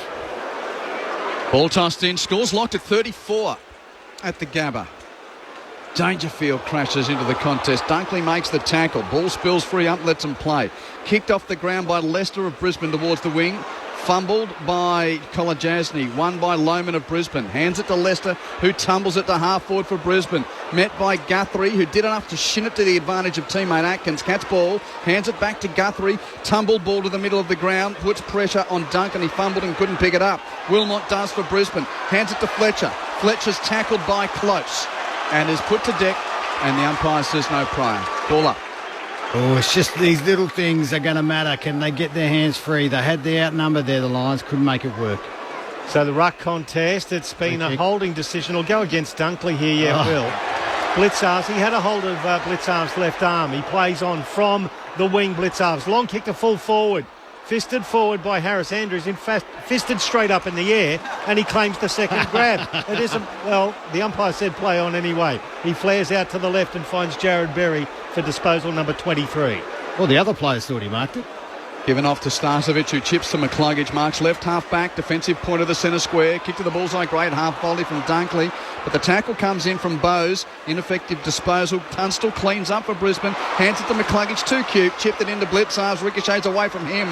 Bowes pits up for Geelong. Kicks it to Jeremy Cameron, 55 out. 2 steps, bullet to the goal mouth. Harris Andrews gets back there calmly, as if he's going to a mate's for a barbecue on Sunday. His pulse never got above 80 as he takes it away from the goal mouth, and Brisbane exit with the kick to right half back. Went from Answorth to Fletcher. Fletcher's kick to the wing, hits Hipwood. Hipwood kicks long to half forward, bounces in front of Danaher, gathers 60 from goal, runs infield onto that left boot, pumps a floater to full forward. Archie flies, can't mark. Lohman's out the back. Lohman gathers in the pocket, chips defensively brilliantly to Berry, who takes the mark opposite side now to that previous set shot which he nailed. Similar assignment, different look. Wow. Now the left forward pocket for Jared Berry to try and return Brisbane to the lead. Great awareness there from Lohman. And the pressure was coming from Geelong. Just really good lateral awareness just to go back and steady the ship. They worked so hard. They need the Brisbane defence need a bit of a break. They were out there to the lines. If Joey had got that, they had a guy all alone in the goal square. But that's it. Can Jared do it again? He's been their best player tonight. Can he bag his second? Coming up for touch, 24. Scores locked at 34. Mid-third term. Jared Berry misses near side with the set shot on the right boot. It gives Brisbane the lead. 4-11, 35. Plays 5-4. 34. ABC Sport at the Gabba. Hope you're dry. We're wet. Well, we're not, but that's a collective sort of descriptive term. Those that are in the rain are wet at the Gabba. We're behind the box and calling and enjoying the pristine conditions and view of the ABC Sports commentary box. Michael Price. The royal we, as Jack Henry kicks down the line, nicely spoiled away from the injected sub in Clark. Fisted away from him by Noah Answorth over the boundary for a throw-in. Can I tell you, fellas, when we played in Ireland, it was like this, but it was 5 degrees. Yeah, just a little cooler. It's about 17 degrees, but feels like 19 according to the Bureau here. Aka, throw-in just forward of centre wing in the favour of the Lions, rode by McCluggage, sold a dummy, then a half a mongrel torpedo towards half forward. It was cut off by Atkins. Had to play on quickly. Fisted down. Now the speed of Wilmot on the contest. Oh, beautiful diving effort from Parfitt. Put him off the kick. Turnover in the middle. Close has got it. Handball over the top to Stengel. Mini, he just takes off straight down the middle, and then he blew the kick. Well done from Payne, who got in front. Slapped it forward, but Geelong will have another chance. It's picked up by Duncan. He's tackled into the ground. Surely holding the ball. Nothing doing. Crowd goes feral, as does Link McCarthy. There'll be a ball up, 55 out. What about that chase from Parfitt? Great chase, but dropped his shoulder then. That is dropping the ball every day of the week, umpire. Tossed in the air. It's Dangerfield and Dunkley doing ruck. Rushed inside 50 for the Cats, rolling towards the boundary line in the pocket. It's out of play. And even though... Was it really? Was it Dunkley and Dunkley? Yeah, Dunkley and Dangerfield in the rough, Jeff. I know. That's awesome. Call the union. That shouldn't be allowed. But that's awesome. I love that. The Rucks union is not happy about that. And they had to nominate too, so tut-tut. early. Tut-tut modern footy, Whitey in the wet. Boundary throw in, Cats in attack. Tossed into play. This one's Hawkins and Payne. Will that do? They got broader chest than half the team. Photo between the two of them. Out of the stoppage, McCluggage kicks it clear towards the wing. Flying, De Koning couldn't mark. Hipwood rose for Brisbane. Defensive hand pass to Tunstall. He's at left half back. Swivels and gets onto his right. High kick to the wing. Numbers with the Cats, but Neal arrives to road for Brisbane. Hands to Dunkley. Rush kick inside 50 along the deck. Straight to the hands of Bowes for Geelong. He floats a clearing ball from D50 to the middle, but straight into the hands of Bruin. Takes a chest mark near the bullseye. Plays on. Sets the Cats into attack. Wide kick looking for the lead of Stengel. Starcevic applies the knuckle to put it out. And we'll see a boundary throw in at right half forward. About 45 from the Cats goal. Brisbane lead by a point. 4-11-35 to 5-4-34. It's a heavy 10 at the Gabba. I'd like to see Fags do something about that spare, because that's what's hurting them. The pressure's good from Geelong and they're dumping it forward. They've got that spare number. Short throw in. Bounces away from both ruckmen. Tap backwards there from Close. Given to Duncan. He handballs it off to Cameron. It's a kick to about 40 out. Nicely done by Wilmot, who actually nudged Stengel under the ball, then followed it up, attacked it hard, put Ollie Henry off it, gave Brisbane another chance. Now it's stuck underneath Answorth. He flicked it back to Wilmot. Could have been a throw, off a step. He lobs a kick short of centre wing. Nicely spoiled Archie by Atkins, and it was taken down. Geelong player was dragged down without the ball. Surely a free kick. He's still being held behind the play. It was a 2-on-1 as the ball went forward. Geelong will win a free kick anyway. Don't like it. The Draper interpretation. Lohmann just lay on it and wouldn't get rid of it. That's exactly right. So Atkins goes off to Guthrie. He chips it to 50 metres through the hands of Payne. Backed up by Starcevic. His kick into row E. Out of bounds on the full. 70 metres out. It'll be a Geelong free kick. Paddy Dangerfield's going over to have a crack at saying, yes, it's mine. And there's a female Cats fan near the yellow poncho. She's had to run 10 metres to get that ball. No one's sitting in the rain there. She gave it to Danger as if she'd had the time of her life. She had to high five too. Danger took off and then kicked it into the man on the mark, so it's loose. Picked up by Lohmann, handball off to Neil. He's absolutely crunched. He nearly did by Clark. The ball goes backwards. Another kick from Payne, this time out of bounds on the I need the lady to go and get it again. Well, she can leave it. It's going to be a free kick. That's number 5 for the night. It's going to be a free kick to Brisbane downfield. Payne dumped after getting rid of the ball. There you go. So he kicked it out of bounds on the full, was dumped anyway, but it was going to be a free kick downfield. There you go. This is wet and messy, but highly entertaining. 21 and a half third term at the Gabba. Brisbane lead 5-11 to 5-4. 4-11 to 5-4. As Danaher kicks long from half back to a pack at half forward. Off hands, Rayner can't keep it in. We'll see it in for a boundary throw in. No Oscar McInerney out with what looks like a bad cheekbone or eye socket injury, and Tom Stewart was concussed before halftime as well. So he's out of the game. Couple of big names not seeing the back end of this one.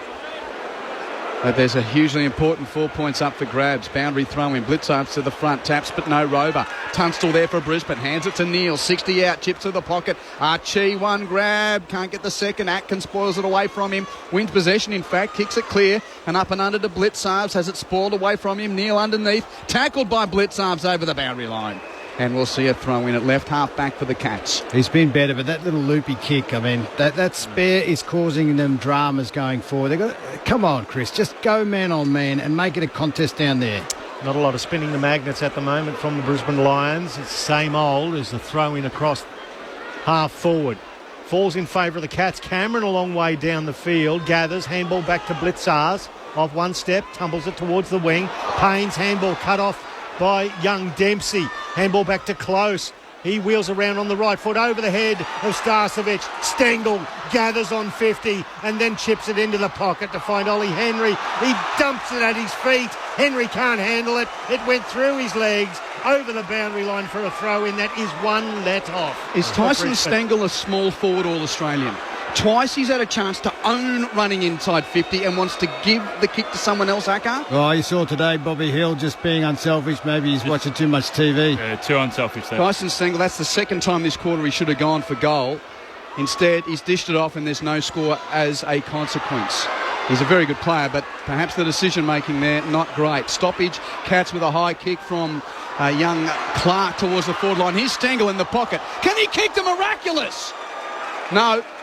Out of bounds on the full near side. You'd like to see Chris Scott at three-quarter time. Just go up to Stengel and say, hey, mate, just go for it. Just back yourself in, believe in yourself and go for it. Paid to kick goals, get the tunnel vision, have a crack. Yeah, exactly. It was on, but... Especially in the wet. Yeah, it was on, but that's too cute. So Harris Andrews with the exiting kick. It's stumped back inside 50. Rode by Bruin. He tries to get the handball back to Holmes. He dives on it. A couple of players dive on him and the umpire's going to ball it up about 45 metres out, 45-degree angle to the right of goal. Meanwhile, half-time in the Derby and West Coast with a lead over Fremantle there. Score in just a moment. From the ruck contest, rode by Dangerfield, puts it inside 50, juggling mark. Close in the long sleeves, takes it 30 metres out, very tight angle to the right, but he's turned his back on everybody. He's going back to have a shot. 9-4-58 to 3-3-21. Eagles there, Pricey, not to halt your momentum, but Yeah, there's a pregnant pause here. Only the one behind for close. The 12 disposals this evening. 4 clearances, though. He's looked dangerous. Yeah, I've been really impressed with the small forwards of Geelong tonight. A career high 4 goals last week against North Melbourne. Close comes in. That's struck beautifully from that angle with a wet footy. You'd love that, Acker. Beautiful goal. Another one to put the Cats in front. 6-4-40 plays 4-11-35. 5 points to margin with 25 gone. Third term on ABC Sport. It's just the strength of the small forwards of Geelong, the ability to work up through the midfield, create the space for Cameron and for Hawkins, and then the ability to work back. It takes really good awareness to understand where the play is going, but secondly, the work rate. The work rate to work up the ground then work back has been outstanding tonight from those small forwards. It actually came from that stoppage, and you'll see Geelong just on the move a little bit more, nice and clean, quick kick forward. And I say this, it's been 50-50, it could go anywhere, but when you're on the move and you're a forward, you're in front, you're going to have a chance to take a mark, kick a goal. Jeff White, Jason Ackermanis, ABC Sport at the Gabba. Danaher, clean possession in the middle, slewed kick only goes 15 upfield, picked up though by Rayner, hands to McCluggage, hands to Neal, hands to Danaher. Now he runs to 55. Joe goes bang, doesn't get all of it. It'll come down in the pocket. Spoil affected there by Guthrie of Geelong and seen out by teammate Parfitt for a throw in the left forward pocket for Brisbane. McCarthy did his work so good then in Guthrie's hand. Great match up then. Rain just keeps falling at the Gabba. Cats 5-0, Lions 2-3. Big stakes Saturday night footy on ABC Sport as the ball tossed in. Danaher protects the drop, roves his own crumb, gets jumped on and can't get rid of it. Rayner tries to do so. Atkins tackles him. Ball up 30 metres from Brisbane's goal. The Lions led by 4 points at quarter time. Cats by 2 points at half time. Currently Geelong by 5 points, 27 minutes. Third term from the stoppage. Geelong get the clearance from defence. Duncan with a tumbler out to the wing. Overrun by Ollie Henry, but he gets another go at it. Oh no, he fell up, slipped. And here comes Close, who picks it up. Cats win it in the end. Hands it to Dempsey. Runs the wing. Kicks to 50. Stengel can't get to the contest. Answorth once and twice was pushed off it, but Brisbane win the ball. Hand pass from Wilner back to Answorth, who kicks away from left half back. He curled it around his body, and Fletcher got there first. It went off his chest over the boundary line. It'll be throw in just between half back for the Lions and the wing on the outer side of the ground. I was saying, for the listeners, just how clean Close was off the ground. Ability at speed just to pick it up. Got some skills. Danaher versus Conway. Conway got it down, but it was roved by Lyons. He kicks it towards the wing. Lohman with the double grabber. Then Conway gets involved for the Cats. Lohman again tackles him, and the ball will be thrown up on the outer wing. G'day to Tim from Mount Victoria in the Blue Mountains. The AFL TV partner has the A-Team movie on, but no AFL on the two channels there, so he's listening to us. Well, that's unusual. Jamie Stanton's on the boundary as the ball goes over there. Highlighting Jason's point about the Geelong defence with Tom Stewart going off, their communication is fantastic. I can hear their language from the sideline, and the amount of pointing and organising is absolutely elite. I want to claim that. That was me.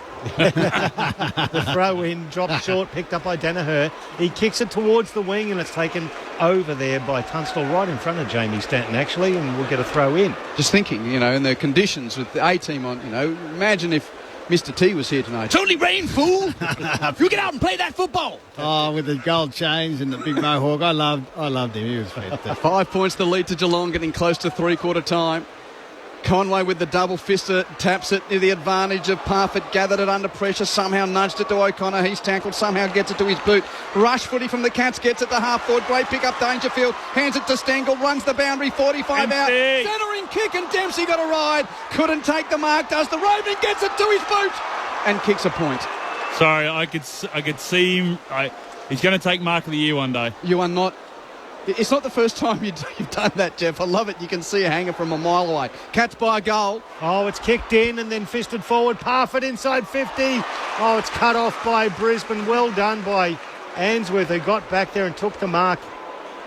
In fact, it's Jasper Fletcher. His Ranger hair's a little bit wet, so they all look like brunettes. He kicks it forward. It came off the hands of Jared Lyons. and we'll get a throw-in on the outer side. The crowd wearing ponchos here on a lovely night in Brisbane, but it has been raining since the opening bounce and still drizzling here. I did the lawn this morning, I tell you. I'm glad you did. 53% kicking efficiency for both teams as the throw-in happens on the outer side. Fisted forward by young Conway for the Cats. Into the path of Neil, who's jumped on. Could have copped a free kick, no, but O'Connor's been following him closely. The ball spills out. Noah Answorth escapes all clutches, gets the handball to Wilmot. Now on to Jared Lyons. He gets it towards the wing.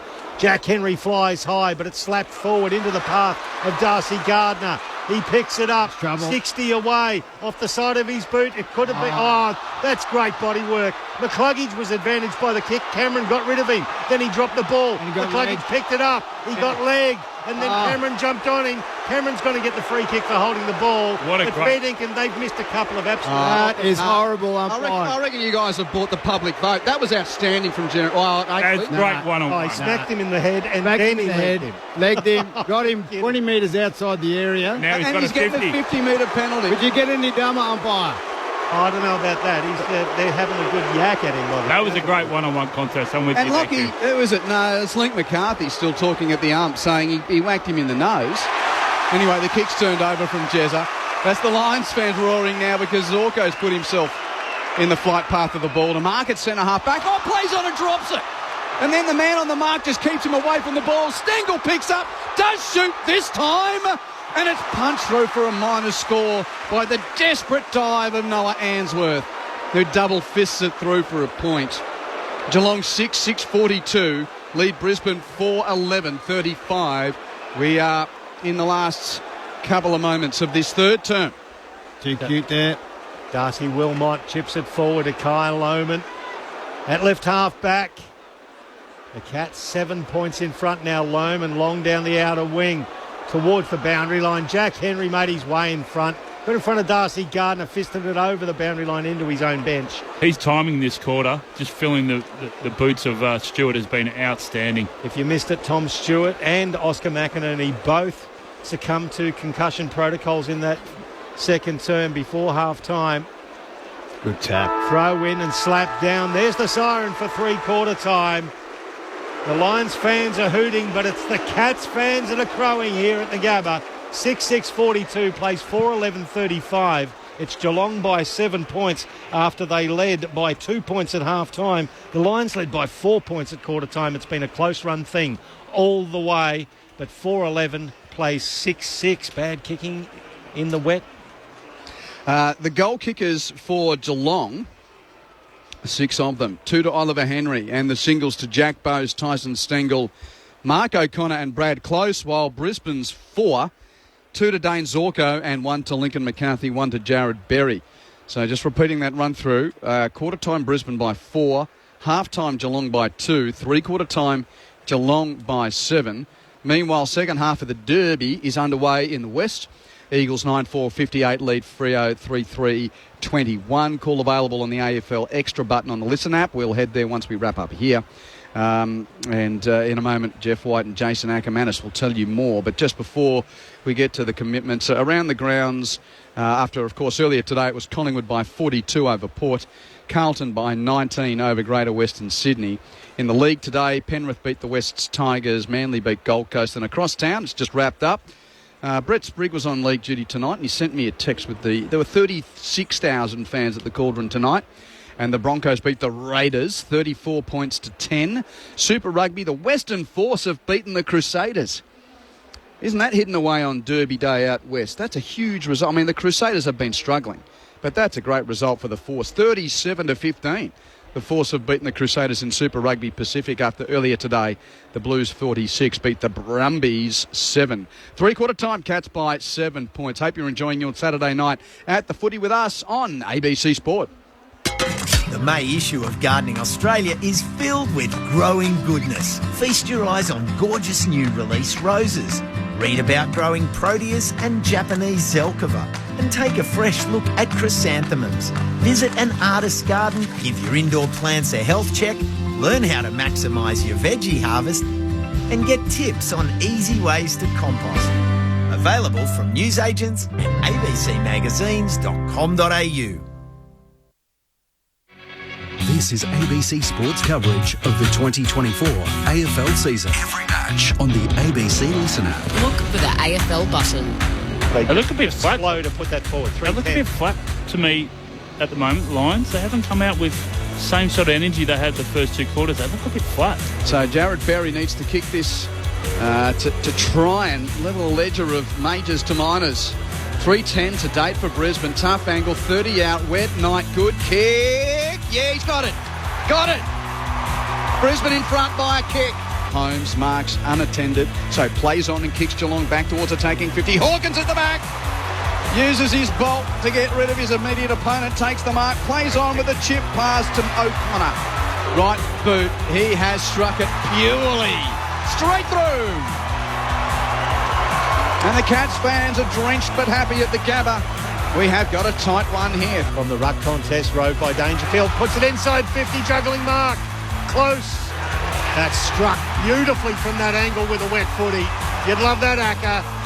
Another one to put the Cats in front. The 2024 AFL Premiership season. On your radio. ABC Sport Digital. And on the ABC Listen app.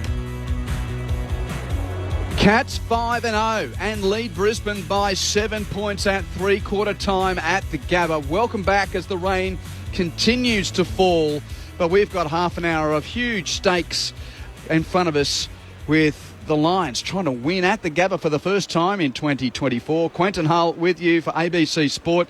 Jeff White and Jason Ackermanis poring over the game, prognosticating on what might happen in the last half hour here. Keep your messages coming on the text message line, which is 0437 774 774 0437 774 774. Please include your name and where you're texting from. What do you reckon, Acker and Whitey? This is a big half hour of footy coming up. Yeah, lots of shots from the Lions, but they've been precious shots as well. They haven't taken their chances when they have had easy ones, albeit in the wet, Whitey. You spoke earlier. I didn't think they were that off. I think their energy looked really good. They looked really clean early. It was a good contest. It sort of went, ebbed and flowed. A little bit of chaos. The Lions could have capitalised. I think what's happening around the stoppages is Geelong is moving with pace, and they're just they're both clean. Both teams are clean, but they've been able to generate shots. All their forwards are moving. And if Fagan doesn't have, and I will say, some guts and actually go one-on-one forward, I'm not sure how the Lions can do anything about that spare. They're too smart, they're too well drilled, and they are just too good at it, Whitey. Yeah, I think the ability when the ball is is a loose ball, they're getting a lot of numbers to the ball, Geelong are, particularly in that quarter, though. Running numbers, especially forward to centre, when it was getting over that point, when it was over the back of the contest, they were getting a lot of numbers. Then those half forwards, as was alluded to, were onto it very, very quickly. But Brisbane's just got to have a bit more poise. I reckon there's a few times there in the back line. I know it's wet, but the ability to use the hands, probably go back and then switch the ball. They had the ability to do that. You said on a few occasions where they had options on the fat side, even when they were going inside forward 50. They need to create some other options like that. I know that most clubs try and go the skinny and try and go towards getting a stop play inside forward 50 and then hold it in. Most sides are pretty good at doing that, but yeah, there's an opportunity there where they can just change it up a little bit and get the defence of Geelong offside. Here's one for you, Acker. This is a night where you wonder, talk about Chris Fagan and moves. Why not put Charlie Cameron on the ball? Yeah, why not put him on and put Zorko down forward? He doesn't want to go on the ball. I know. He whinges every time he goes on the ball. Yeah, and that's, who's running the team? Exactly. Yeah. Who's running the team? Here's the final term, Michael Price. So it's slapped forward there by Conway, picked up by Hugh McLuggage. His kick goes 15 metres forward, 30 in the air. Lohman with a big fly, couldn't quite pull it down. Spills towards Mitch Duncan. He's tackled into the ground by Zorko. The ball held underneath. Umpire's got a call holding the ball. Reckon that's a bit stiff. It is stiff, but Zorko will take it. Best kick in the team, particularly in the wet. Just forward to centre wing. He kicks it into the pocket looking for Lohman through his hands. He had the sit and will be a throw-in 45 metres out from goal, right forward pocket for the Brisbane Lions. Hey, Whitey, my wife just texted me. She reminded me that John Worsfold sent me a letter when I won the Brownlow. True story. There you go. Yep. Boundary throw-in at half forward for Brisbane. Conway, clean possession for Geelong. Oh, gave the problem to Blitz arms, though. He couldn't handle it. Picked up by Answorth. It's good weather for Noah's. He kicks it to full forward. Can't find a teammate. It's marked in the last line of defence by Zach Guthrie. And he'll clear Geelong from fullback. He kicks it to left half-back. Fisted back into attack for Brisbane by the spike spoil of Leicester, but only to De Koning. De Koning off the step, slaps it wide, bounces close to the boundary line and out of play for a throw-in on the outer side.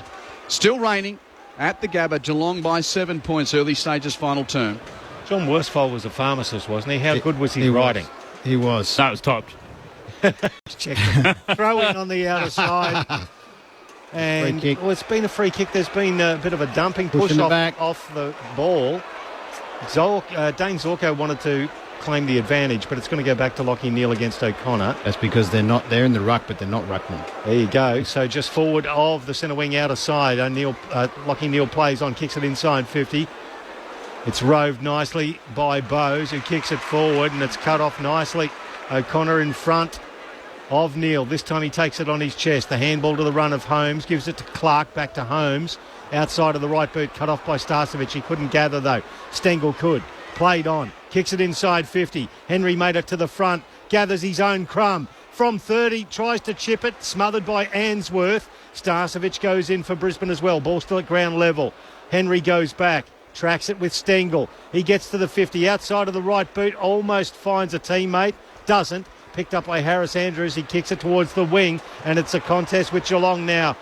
Bowes picks it up.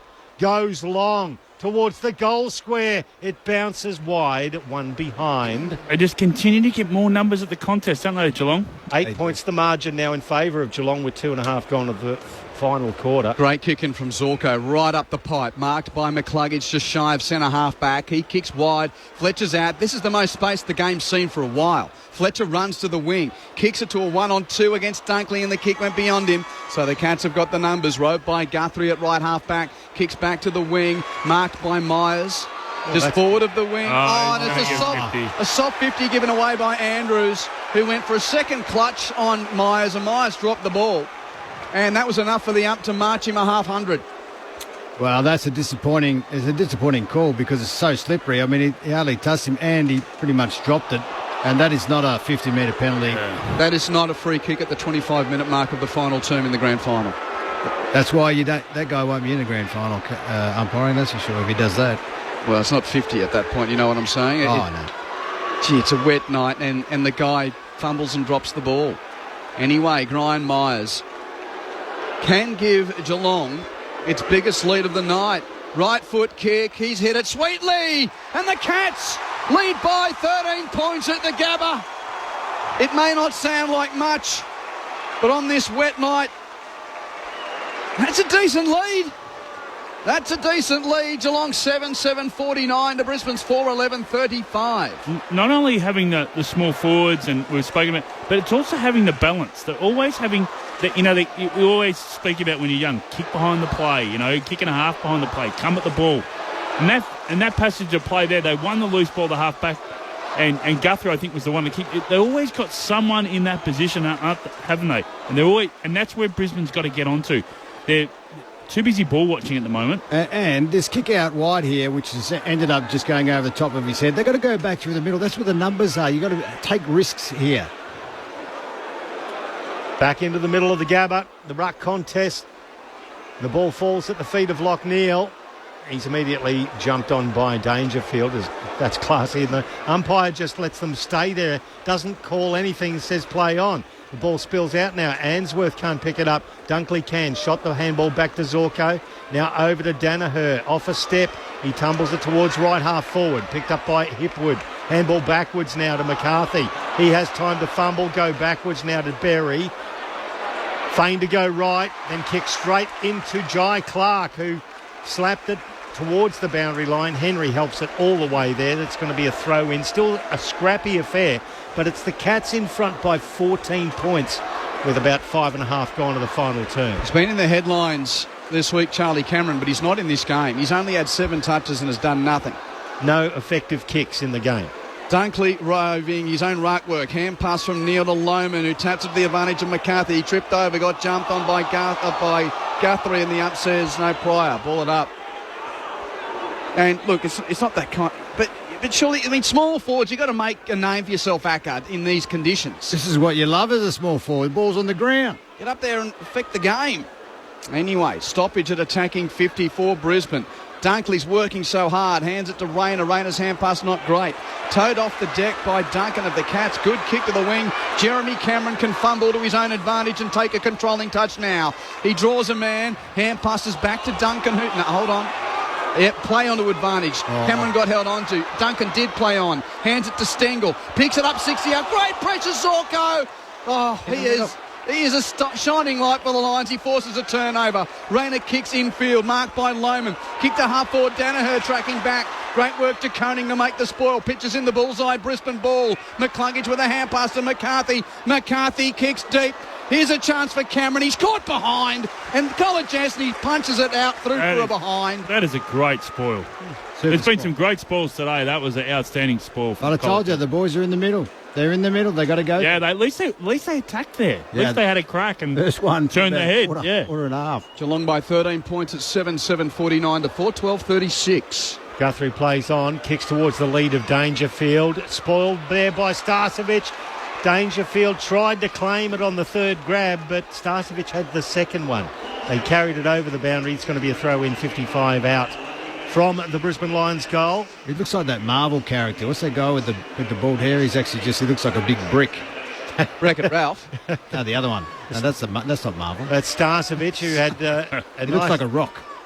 Thick set of hair, and he's just shaved it all off. Q was happy about that. The ball spilled close to the boundary. That was a big great smother. Good smother by O'Connor on Zorko. The ball spills towards the central part of the wing. Starcevic picked it up. He's tackled by Close and Conway, one either side. There's no escaping that, and the umpire's going to come in and I can't highlight. Sorry, Price. I can't highlight their 1%ers tonight, Geelong. Just unbelievable. They're just going harder at the ball at the important contest one-on-one moments, especially at ground level. This bloke's been brilliant too, O'Connor, who just gets up and the umpire throws it up again. Fletcher rows this one. A big kick towards 50. Hipwood flies. Oh, it's really well done. The man in front, Guthrie, the man that Hipwood was trying to sit on, actually took a double grabber, was a ripping mark, and he's just going to slow things down. Kicks it down the middle of the ground towards the bullseye at the Gabba. Great muscle, Hawkins. Oh, I reckon there's some bench press in that. Hawkins too good for Payne.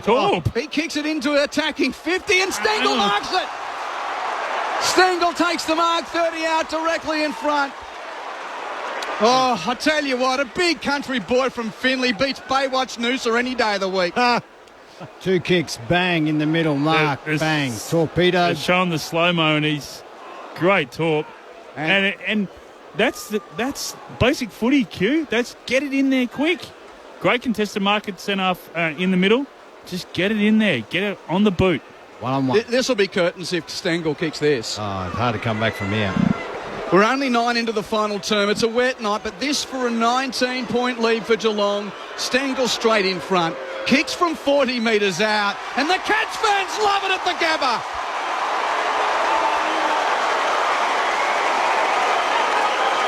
Tyson Stengel. He has 2 goals and Geelong's advantage is beyond 3 majors.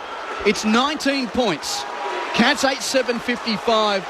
Lions 4-12-36. And there's a shot on the big screen of a pensive-looking Chris Fagan thinking, my house has been breached once and twice and it's about to be thrice. Well, when you guys talking about Charlie Cameron's got to get Charlie Cameron. That's what you got to do. Yeah. Stengel right there. Yeah, one-on-one. That is what you got to watch his videotape this week because that is how you play small forward in the wet. The last time the ball came down inside forward 50 for the Lions and Cameron was the target, he peeled off to go around the back like the ball was going to come over the top. Ball's falling short in the wet. We're back into the middle. Danaher slaps this one forward. Nicely picked up by Tanner Bruin, who's had a good game. He tumbles it towards centre half back. Now they made a change. Zorko is on Stengel. Zorko just took the mark in front of Stengel there. Kicks it to centre half forward. Danaher takes out his opponent. Ball spills inside 50. Tunstall stuck underneath, tries to slap it forward. Kolajasny cuts it off. Gets the handball outside 50, cut off by Neal. Handball to Archie. Central ball. Conway goes back with the flight, takes a mark in front of the rampaging Eric Hipwood, and then gets a 50 as well, because Charlie Cameron's gone over the mark. Had a dirty night, as chuckles Cameron. No John Denver, 7 disposals and 2 kicks for no efficiency. That's the problem. If you're a small forward in these conditions, not getting a touch, you've got a problem. Conway dishes off to Guthrie. Long kick from right half back from Zach Guthrie to half forward for the Cats. Met by Wilmot of Brisbane to spoil the pack. On the deck, Jeremy Cameron picks up. McCarthy makes the tackle. Cameron gets it to his boot just. Kicks it towards the boundary. No one there but Neil of Brisbane, who kicks a grubber as if he's crossed town at Lang Park. It's gone out of over the touchline. Very call it. And, 40-20. They'd never played football in the wet. That is... no intent to keep it in. Free kick to Zach Guthrie on the wing for Geelong. He kicks the Cats to attacking 50. Wilmot with a double-fisted spoil out of play. Geelong 8-7-55. Brisbane 4-12-36. 11 and a half final term at the Gabba. Quentin Hull and Michael Price calling it. Jeff White and Jason Ackermanis with you, with Jamie Stanton on the boundary. He's been good tonight, Wilmot. Been very good. That's what we're talking about, the work rate. Lockie Neal had no one there to support him. No one moving over there for the hand pass. Throw in, across half forward for the Cats, doing it on the bit at the moment, and they've got numbers to the ball here. Zorko's holding up the jumper of Bruin, hoping for a free kick, but the umpire will come in and throw it up as both Dunkley and Bruin peel themselves off the arc. Dunkley against Blitzarves. It's an odd ruck combination there. It falls forward. Parfitt curls it around from 30. Geelong marching forward here at the Gabba. Their 9th goal, 9-7-61.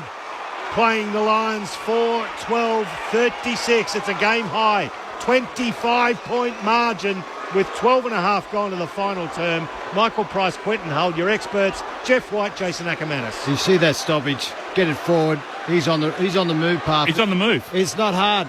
And they've been doing that all night, and the Lions haven't reacted, and they haven't done it themselves.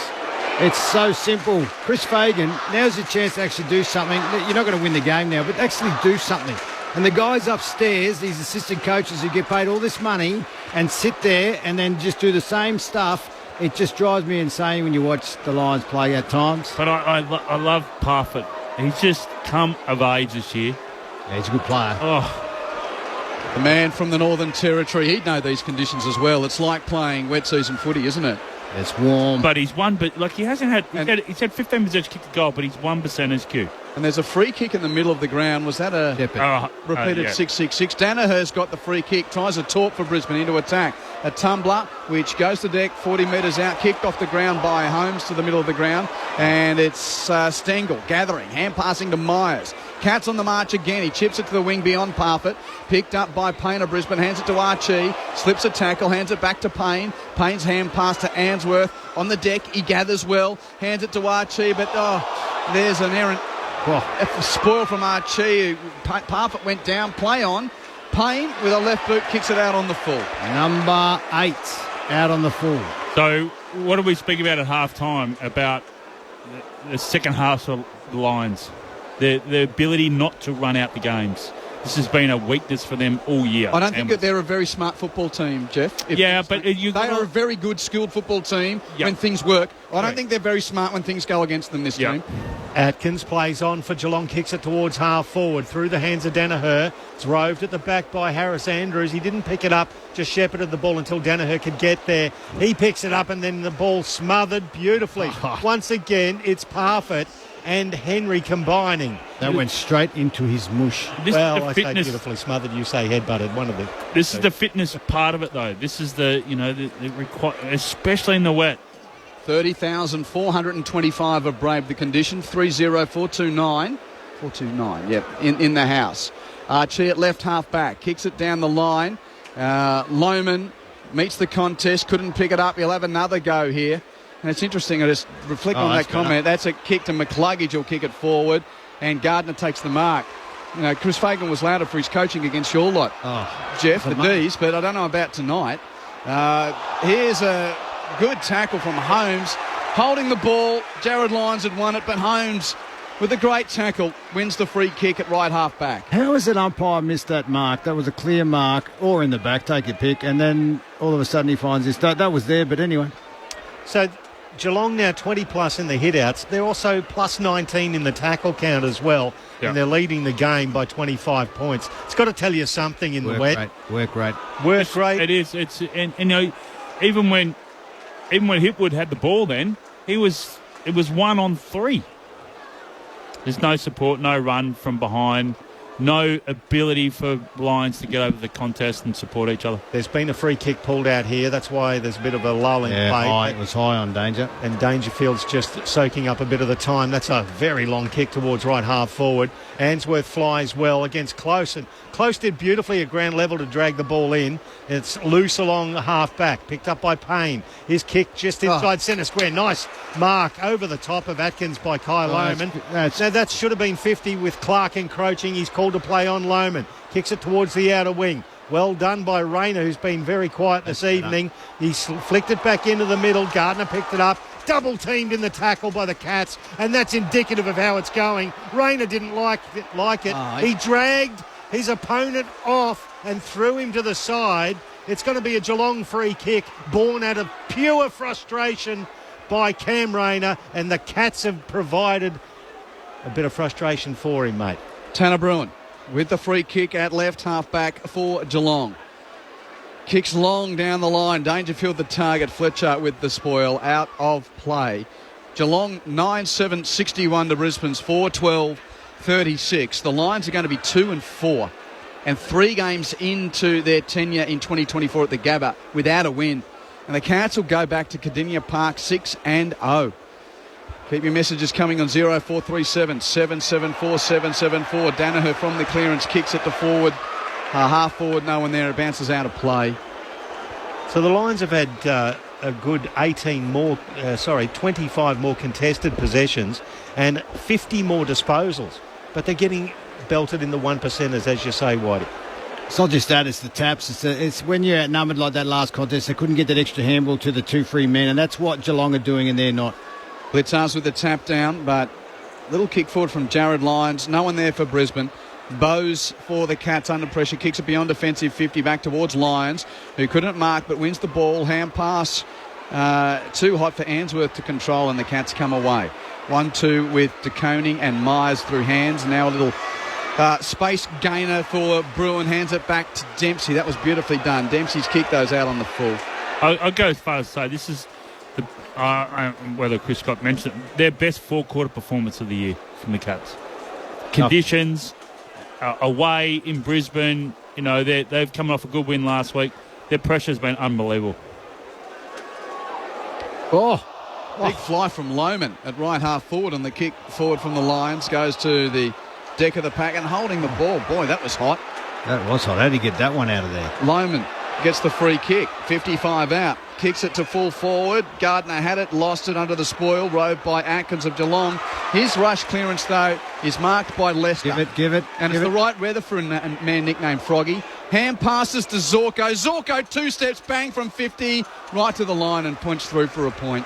Geelong by 4 goals neat at 9-7-61 to 4-13-37. The Harley Reid show in Perth too, by the way. You're keeping an eye on that. West Coast 12-8-80 to Freo 4-5-29. His kick threes. His first 3 Brownlow votes, I think. There you go. Number 1 draft pick, eyeing off this year's number 1 draft pick. I love it. There's some synergy there. Long kick in through the chest of Dempsey over the boundary line for a throw in. He's a bit shorter than you though, Whitey. So he's gone over to the West Coast.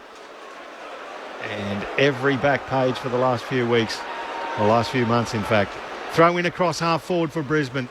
Getting towelled up by the Cats on their home deck here again. Dangerfield puts himself in. Tackle by Answorth this time. Ball spills inside 50.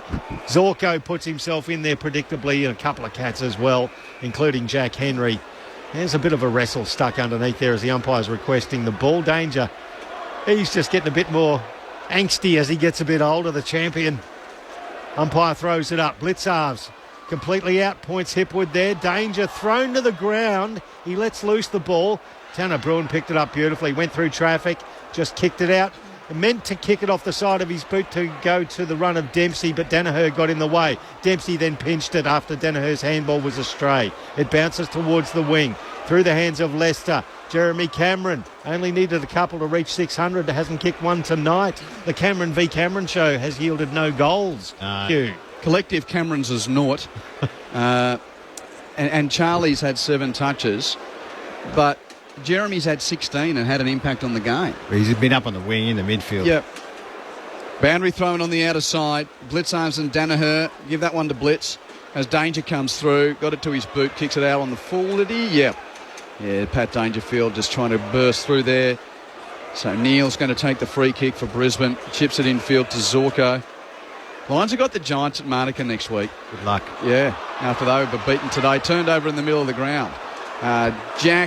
Ollie Henry kicks it to half forward on the head of Clark. Couldn't pick it up. So Ollie Henry goes again. He boots it to Myers, who takes the mark. No one around him, 35 from goal in the left forward pocket. He slides and takes a chest grab. All the Brisbane players are just ball watching, weren't they? They did turn their head. They had 2 on the onside there. If you see that replay, there's 4 lines around that ball, and the Geelong player picked it up, and just out the back he goes. What chance the coach giving his team a bake? He never does. It's too late. And he didn't make any changes. I mean, this is... There's all manner of spin about this, but the team that most people picked to win the flag is going to be 2 and 4 after tonight. And Brian Myers, who played in the flag a couple of years ago, kicks a behind off the post. And all it needed was 12 months of a reset for the Cats to have another real tilt at the flag. The Geelong lead is 25 points off that poster. Off hands from the kick in too. It's picked up by Holmes. Kicks it back into the pocket. It's going to be roved there off hands by Wilmot, who hasn't had a bad night. His kick outside defensive 50. Through the hands of De Koning at the back there.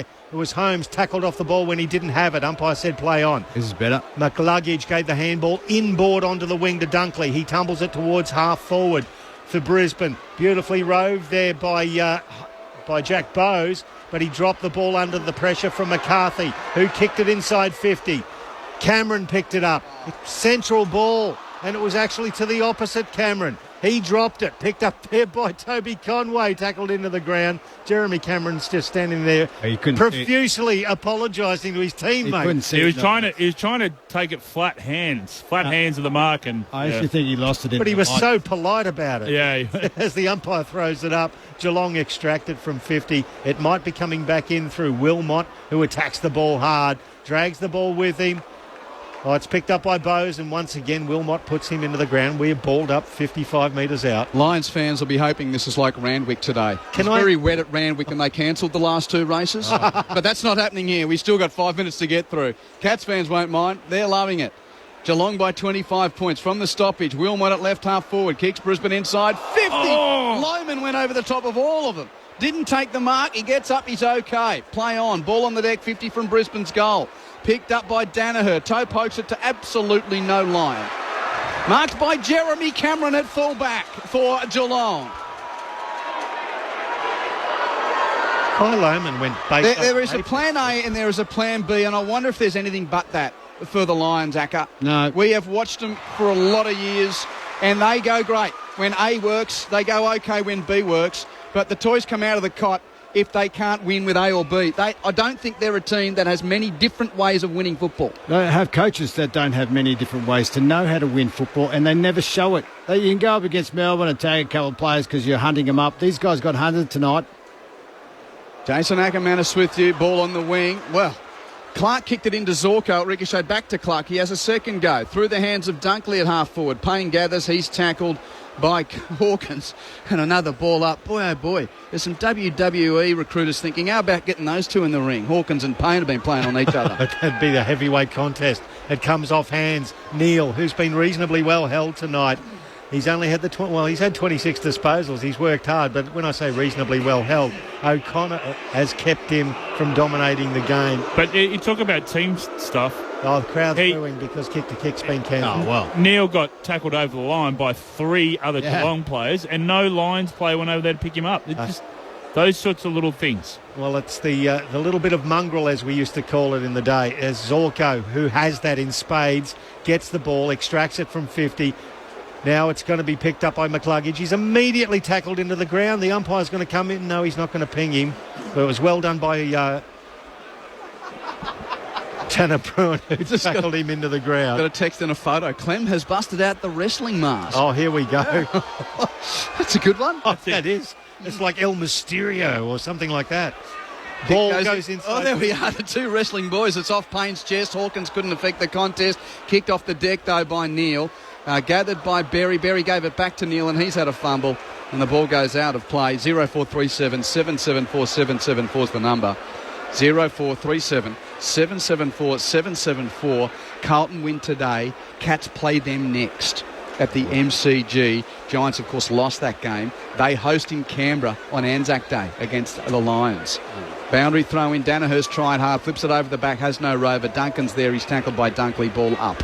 So if the Lions have had more handballs, more contested possessions, 50 more disposals, are they just not playing wet weather football effectively? No, they're overusing it. They haven't been direct. Highway taps down to Parfitt. 55 out. Parfitt kicks inside. 50 to a pack. Spoil made by Leicester. Swooping on it, Berry for Brisbane. Hand pass, hoping for Zorko, stolen by O'Connor, who does well to gather the wet ball in the pocket. Gets on his left, has a shot, near side for a point. 9-9-63 to 4-13-37. It's a lot today. There's a lot of things that they've been just poor at. And when you dump kick and you turn it over so easily, that possessions mean nothing if they're not going to go in the direction that they need to be and they turn over. Starcevic goes straight down the corridor off hands, rode by Wilmot. He tumbles it straight down the field to centre half back. Beautifully cut off by Jack Henry, and they retreat. Inside defensive 50, Jack Bowes, the former son. As you said earlier, Q, he originally hails from Cairns, and this is the kind of weather they play a lot of footy in up there. He plays on now, comes to right half back, and Parfitt gathers. Guthrie and Jack Henry have just been, in the second half without Stewart, have been fantastic. He chips it forward now to O'Connor. O'Connor to the run of Holmes. Another little pitching wedge towards Brian Myers, who's had a cracking game as well. He marks it in front of Harris Andrews. Again, the measuring kick to Holmes, who kept running. It's work rate, Whitey. I can see your hands moving. Handball off to Mitch Duncan. His chip pass cut off there by Archie. Now the Lions need to rebound and rebound hard. Handball comes to McLuggage, gets it back to Zorko. The 45 kick to Jared Lyons. Now the handball. They play on quickly. Leicester. Keep going that way. Keep going. Straight into the corridor. Gives it over to Lyons. He gets it to left half forward. And Darcy Gardner did very little to keep that ball in. Takes it over the boundary line. In fact, Jack Bowes is saying, how about that for deliberate?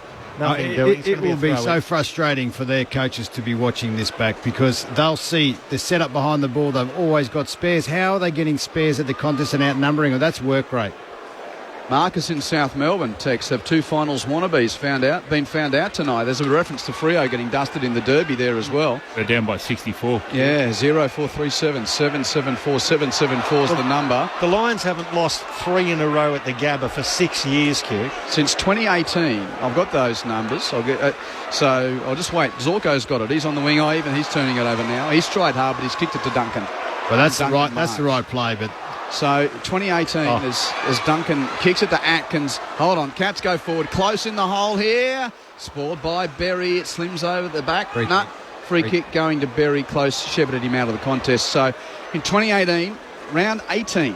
It's amazing the teams that they got beaten by. Brisbane lost in round 18 to Adelaide by 5 points. In round 20 to North Melbourne by 3 points. In round 23 to West Coast by 26 points. Adelaide, North and West Coast were the last 3 teams to inflict 3 straight losses on Brisbane at the Gabba, and that was the last part of 2018. Through the middle here goes Fletcher for Brisbane.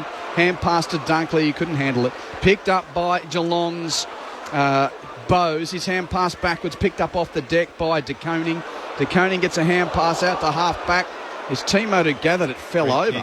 Kicked him. That was Bowes. Oh, now Lyons picks it up. Jared, he chips it to McCarthy. McCarthy kicks it to Archie, who marks it. Plays on, has a set shot and goes nowhere near the goals off a slewed right-footed snap, which is dropped over the boundary line. And this one is slipping and sliding to full time. But it's another night where Chris Scott's Geelong says to the competition, we won the Cup a year ago and we didn't make the September action last year, but boy, we're ready to come charging back into it in 2024. Cats will remain unbeaten in 2024 as the ball goes over the boundary line out on the right half forward flank with a second left in the game. Come shine, come hail, come rain tonight at the Gabba. The Cats have proven that they are indeed the real deal in 2024. 6-0. 6 of the best for the Cats to start 2024. And there's a huge question mark growing over the heads of last year's runners-up. The Lions have won only 2 from 6. Geelong win it by 26 points in the wet in Brisbane. We play the game as it should be played, at home or far away. Our banners fly high from dawn to dark, down at Gardenia Park. Lions kicked the first 2 goals of the game, led by 4 points at quarter time. Geelong kicked 2 goals to 1 in the second term to lead by 2 points at half time. Cats kicked 2 goals to 1 in the third term, led by 7 points at 3/4 time, but kicked 3 goals to 2 behinds in the final term to run out 26-point victors. Cats victorious at the Gabba. We are Geelong, the greatest team of all. We are Geelong, we're always on the ball. We play the game as it should be played, at home or far away. Our banners fly high from dawn to dark, down at Gardenia Park. Meritorious victory for Geelong, having lost their best and fairest winner from last year, Tom Stewart, their superstar general in the back line, going off concussed before half-time. Mind you, Oscar McInerney, he didn't play out the game for Brisbane with a cheek or eye socket injury, but the Cats in fine style in the end. Well, in whatever style, and that's I admonish myself for that statement. They found the style. They found the style in the wet, and the question is, they adapted. They overcame. There's the downhill, the slalom, and the Super G. Lions go all right at the first 2, but when they got to go around corners and do the technical stuff on a day that doesn't suit them, the questions continue to be asked in that regard. Jason Ackermanis and Jeff White will talk to you more about that in a moment. Geelong 9-9-63, Brisbane 4-13-37. Tyson Stengel with 2 goals, Oliver Henry with 2 goals, and the singles to Parfitt, Bowes, Myers, O'Connor and Close. While for Brisbane, they kicked 4 goals for the night. Dane Zorko kicked 2 of them, Jared Berry the other of, one of them, and McCarthy kicked 1 as well. What do you reckon, gents? Start with the Cats. Boy, they're an amazing footy club, and it's a very meritorious win for them. 6-0. Yeah, they ground away. I think there's a couple of things they just got on top of. The game was hot early. They were good at times with their structure, but of course their adaptation wasn't just that they in their setup. That actually their ability to win the ball and get it or tap it or just get it in favour where they had the spare numbers. Whitey mentioned it during the call, how they're outnumbering at the contest, and that was during the midfield. And their backline setup, obviously when Stewart went down after halftime, was the same. They just put another soldier in there, as I said they would. And I said all game, Chris, why wouldn't you go man on man? Give yourself a chance. And nothing really changed. It's disappointing from the Lions, not just because they did a lot of things good early. You could see the numbers in the contested ball and all their possessions, but they're junk if you're not doing the right things with them and turning them over, Whitey. I was just impressed with Geelong. The Lions started. It was raining before the game. It's rained for the entire 4 quarters, but they were on Brisbane. They were doing the basics right, and it felt like Geelong was on their back foot. But halfway through that first quarter, this is where you're talking about change and adapting to conditions and so on and so forth. They started to get more numbers. Geelong started to get more numbers at the contest. Started to one-on-ones. Their 1%ers lifted. The half forwards come up. They just got a feel for the conditions. Got a feel for their opposition, and then away they went. And look, yeah, it was close at half time, but I did stand by what I was saying at the start of the third quarter. They just looked a bit flat, the Lions. And look, I feel that if it was dry, Geelong would have won by way more. Yeah. Not 26 points. Yeah. That last quarter, they are fit, they are strong over the ball, they are clean, and when they get it, they have poise and they just dissect you. They doesn't matter what defence that Brisbane would have put up tonight, they just found a way to get through it and moved the ball extremely well. And what do you think about Hawkins? Cameron didn't kick a goal for But them. speaking of Tom Hawkins, so he's come over to right in front of us. Couple of Cats fans with ponchos in the wet, and the Tomahawks giving them footies. He's got to give it to that lady. Yeah, he's got the ball back. Yeah. So the girl who gave the ball to Dangerfield in a section where there were no fans because of the rain, the Tomahawks gone and given a footy to her, and now he's getting high fives from some Cats And fans. he's doing selfies with the whole crew. She's having the night of her life. Yeah, she deserves it. She got given the football after she. That was a she hard gave ball the ball get. back to It was a hard Danger. ball, and she nearly did a hamstring doing it. And now Tomahawk's giving her a footy.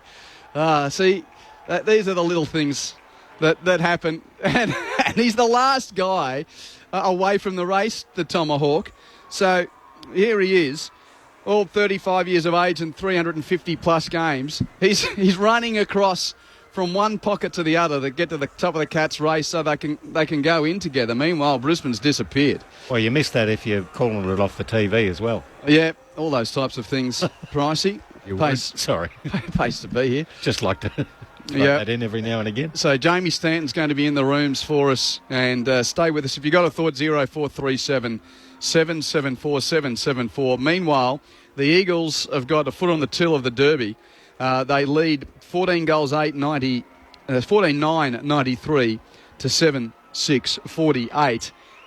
We'll take up the closing stages here, but not before we get reaction from the Cats' rooms. Frio's kicked the first 3 goals of the last quarter. They've actually... The bloke on screen at the moment, we've got Tyson Stengel. Now, it was his 50th game for Geelong tonight. Well documented, he moved on from Richmond and Adelaide after some difficulty. But he showed so much for Geelong in his 50 games. And again tonight, he's kicked, 89 goals in his 50 games for Geelong. So he turned his career around. They've got good system, obviously. Yeah, and it just goes back to what we're talking about, the half forwards. Pricey. Get close is an outstanding player. Graham I Miles. rate him very high. Could have kicked Graham a couple Miles. of more as Graham well. Myers. Yeah. Then you've got Stengel. Yep. Just the ability to work rate, to watch them live was really impressive. Well, Jamie's put up with the night in the rain on the boundary. She's probably happy to get out of it and get into the rooms and call the Cats in. Jamie Stanton down in the Geelong rooms. The boys are just walking in now. They're really excited. It's quite interesting to see. It's like they know that they've knocked off one of those competition heavyweights, and they're really up and about this performance. It's always a tough one when you come to the Gabba. Most of the time you walk away with a loss. So for any team to come here, let alone them when they're on a bit of a very good tear and a streak, this is one for the ages. They'll really enjoy that. So call them in. Jamie, we'll stay with you for the song.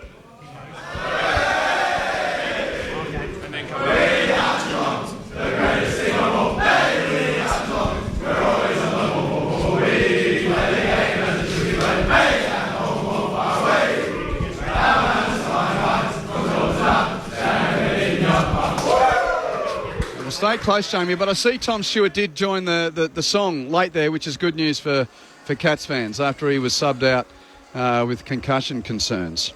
So Jamie Stanton down in the Geelong rooms, and we will get down there in just a moment. Cats 6-0, Lions 2-4, Geelong 9-9-63 to Brisbane's 4-13-37.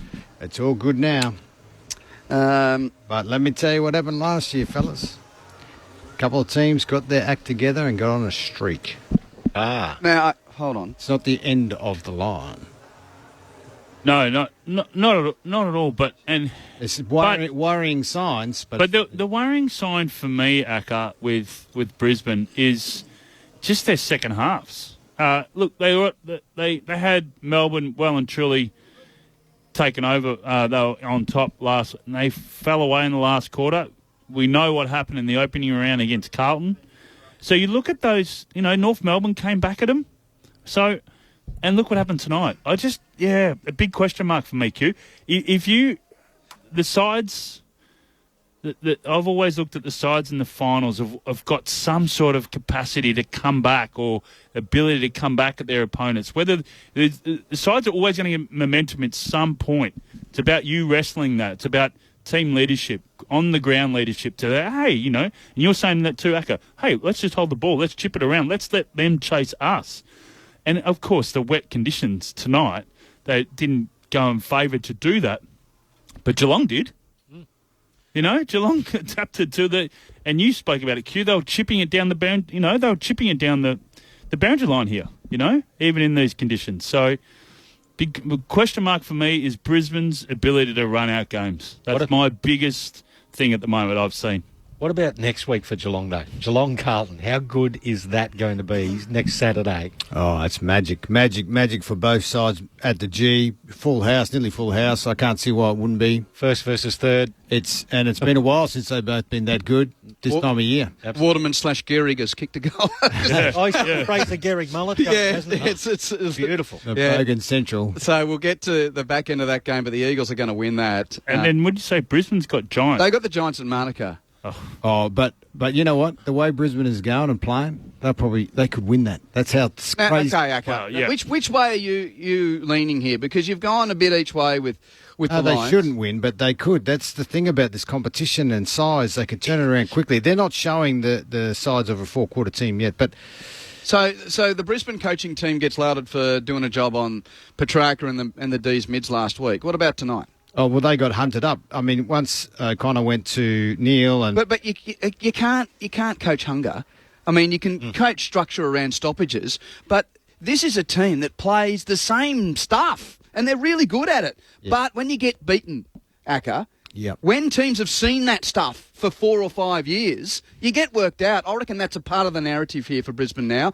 The opposition know what they're going to get, and Fags never does anything to surprise you. And if you get on top of them, you watch them fall away. That's what they'll be saying to each other. And then they'll always also be saying, Whitey, they're not a good second-half team. And it starts to get in your grey matter, and all of a sudden there's a play you're thinking, oh, are we that bad? What's wrong? Are we not fit enough? What's happening? And it spreads too. There's how many times tonight where they got the ball and they just rush kick? Well, they had numbers there. So when you work towards the player who's got the ball and they don't give you the hand pass, your next effort's not going to be there, right? Yeah. You know, you don't get rewarded. You're not going to be rewarded. You go, well, you know, he's not going to use the hands, and you sort of second guess yourself. That's when it doesn't flow. There's no synergy between the players, and then there's a lot of breakdown. But then, you know, you go with Geelong, their defensive setup, they push up. They always have that player kicking a half behind.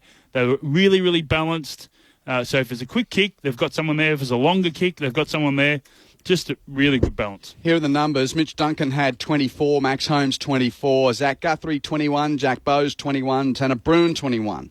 Brian Myers 20, Pat Dangerfield 20 overall. Geelong had, and this was evident, they had 42 less disposals. Yeah. 42 less disposals. Clearances were bang even at 51 apiece.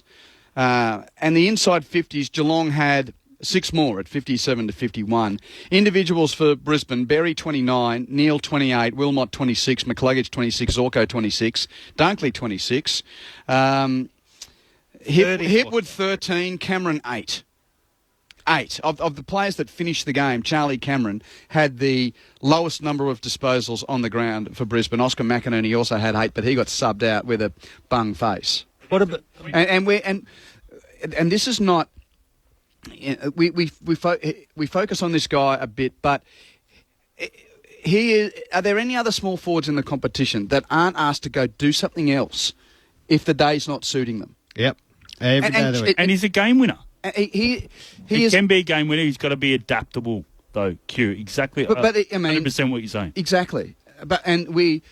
We're going back to a chat that we had with him a couple of years ago where basically he's obviously had a conversation with the coaching staff about he doesn't want to go into the midfield because it reckons it burns his tank to do his stuff in the forward line. Yeah. But, you know, we're getting to a point now where this footy team needs to spark its season and you need to try and do something different in a game that you're losing. But I said this before. If Chris Scott turns around to Stengel and goes, hey, I want you in the midfield, need a bit of a spark, yep, I'm there. Yeah, I wonder what Charlie Curnow said to Michael Voss today when Vossi said, Charlie, go back to the defensive end of the gown and save the game for us again today. You wouldn't dare say anything against Vossi. Okay, let's get down to Jamie in the Geelong rooms.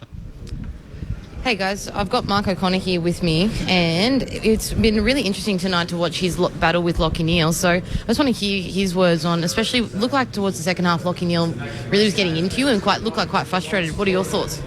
Obviously, he's a great player, and everyone gets frustrated out in the footy field at some point. So I don't know. It was just a hotly contested, I suppose. Is that an indication that you got your job done? Not necessarily. Lockie's obviously a great player. But yeah, look, that happens sometimes in footy. From watching tonight, looks like your team really handled the conditions significantly better than Brisbane. Did it feel like that out there? Definitely not in the first quarter. They got a really good start, and it took us a while to kind of get into the game and probably adapt to those conditions. But as the game went on, we felt like we were playing definitely a better brand, taking the weather into contention and stuff. So as the game wore on, we got better. Perfect. Over to you, boys. Good on you, Jamie. Quentin Hull up in the box here, Mark. Too, congratulations. Signed a new deal during the week. Well done. Happy to get that locked away? Yeah, delighted. Delighted to be sticking around for another couple of years. Thanks, Quentin. So, I love it at the Cats, and just to get it done early is nice, and just can fully focus on footy now. So, I'm just wondering the message from Chris Scott before the game when you knew it was going to rain, and then throughout the night as to what type of tweaks did he make to the game plan and the instructions as to how to go about it? Look, it's probably just trying to get it forward a bit more. I think our forwards were starved of quality ball going in there. Certainly early on in the first quarter, so it was just trying to get it forward more efficiently. Hey Mark, outstanding game, mate. It's Jeff White here. I really highlighted your 1%ers tonight. Your smother here on the wing, on the opposite side to where you are right now, was outstanding. But the 1%ers that you guys brought to the table tonight, you yourself, Parfitt, it was just amazing. Tanner Bruin was outstanding. Is this something that you guys spoke about, especially with the conditions? Again, not necessarily. It's just something that kind of happens. Look, we do pride ourselves in probably trying to pressure the footy and kind of getting after it, and those efforts are always really valued in our group. So Parf and Tanner have been doing it every week. So it's it's kind of infectious when one person does it. You feel obliged to continue it on yourself. So it was good to see again tonight.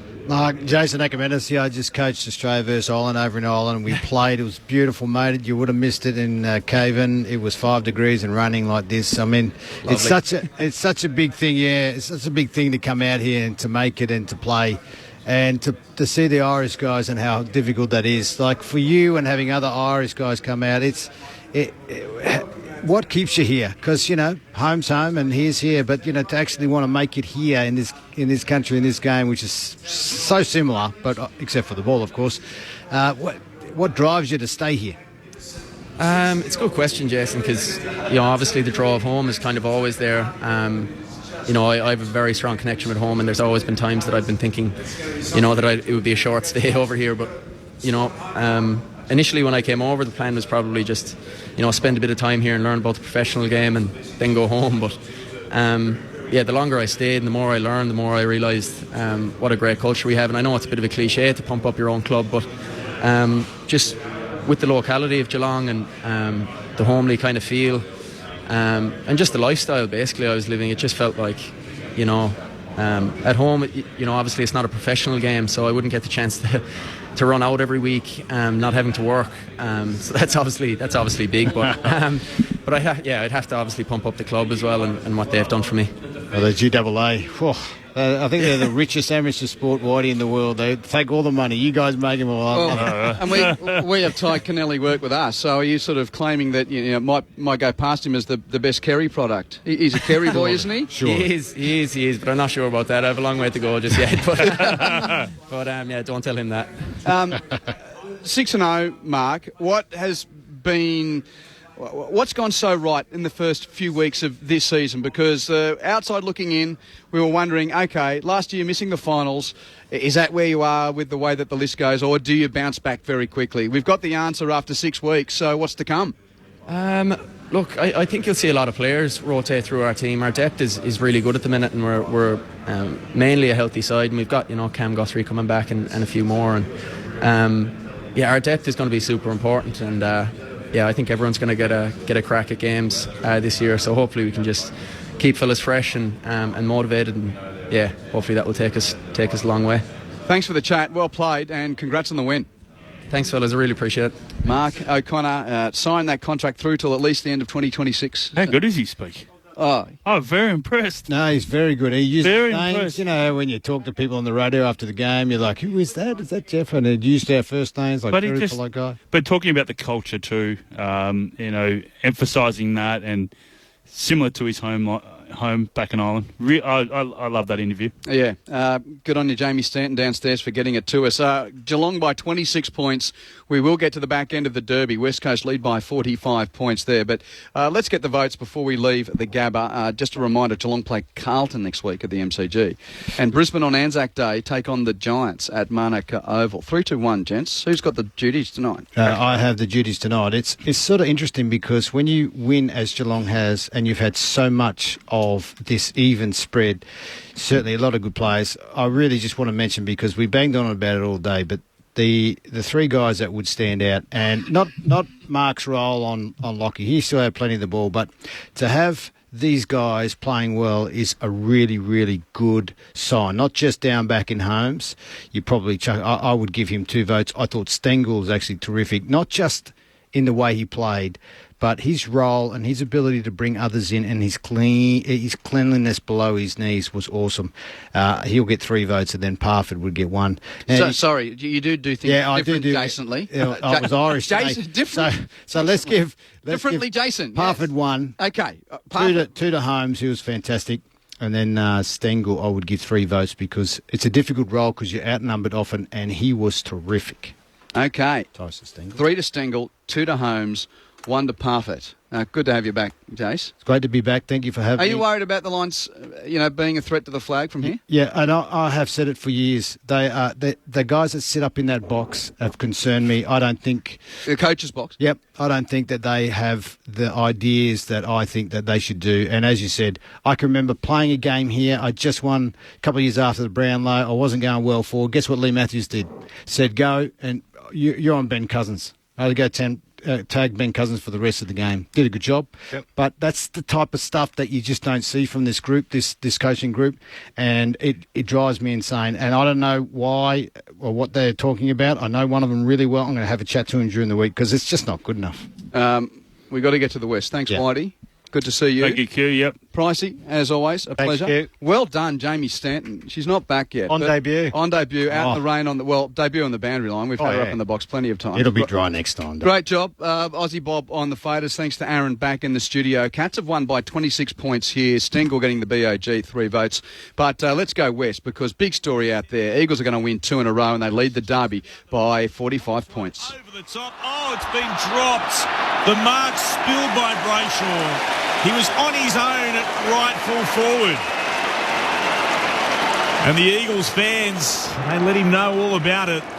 The ball tumbling across the line to be thrown back in right next to the right-hand behind post. 25 gone in the last. The Eagles by 45. Darcy, front position from the restart. Tapped it down to Hunt. Couldn't gain possession, nor could Kelly. Now he goes back in.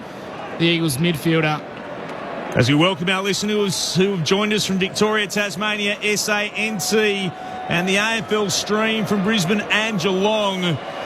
West Coast are going to win Derby 58. Incredible as that sounds. The Eagles chant rings around Perth Stadium. They're up by 45 points at the 25-minute mark of the last. Darcy smashes it out of the ruck. Duggan knocked it down to Williams, gave it back to Duggan. Kick beyond defensive 50 is off hands. Out of bounds. And for a second week in a row, the Eagles chant is going up around Perth Stadium. And Cash Fodena on the boundary. Yeah, Noah Long actually has an ice pack on his stomach or left hip area, so his night is definitely over. 8 touches and a goal for Noah Long tonight.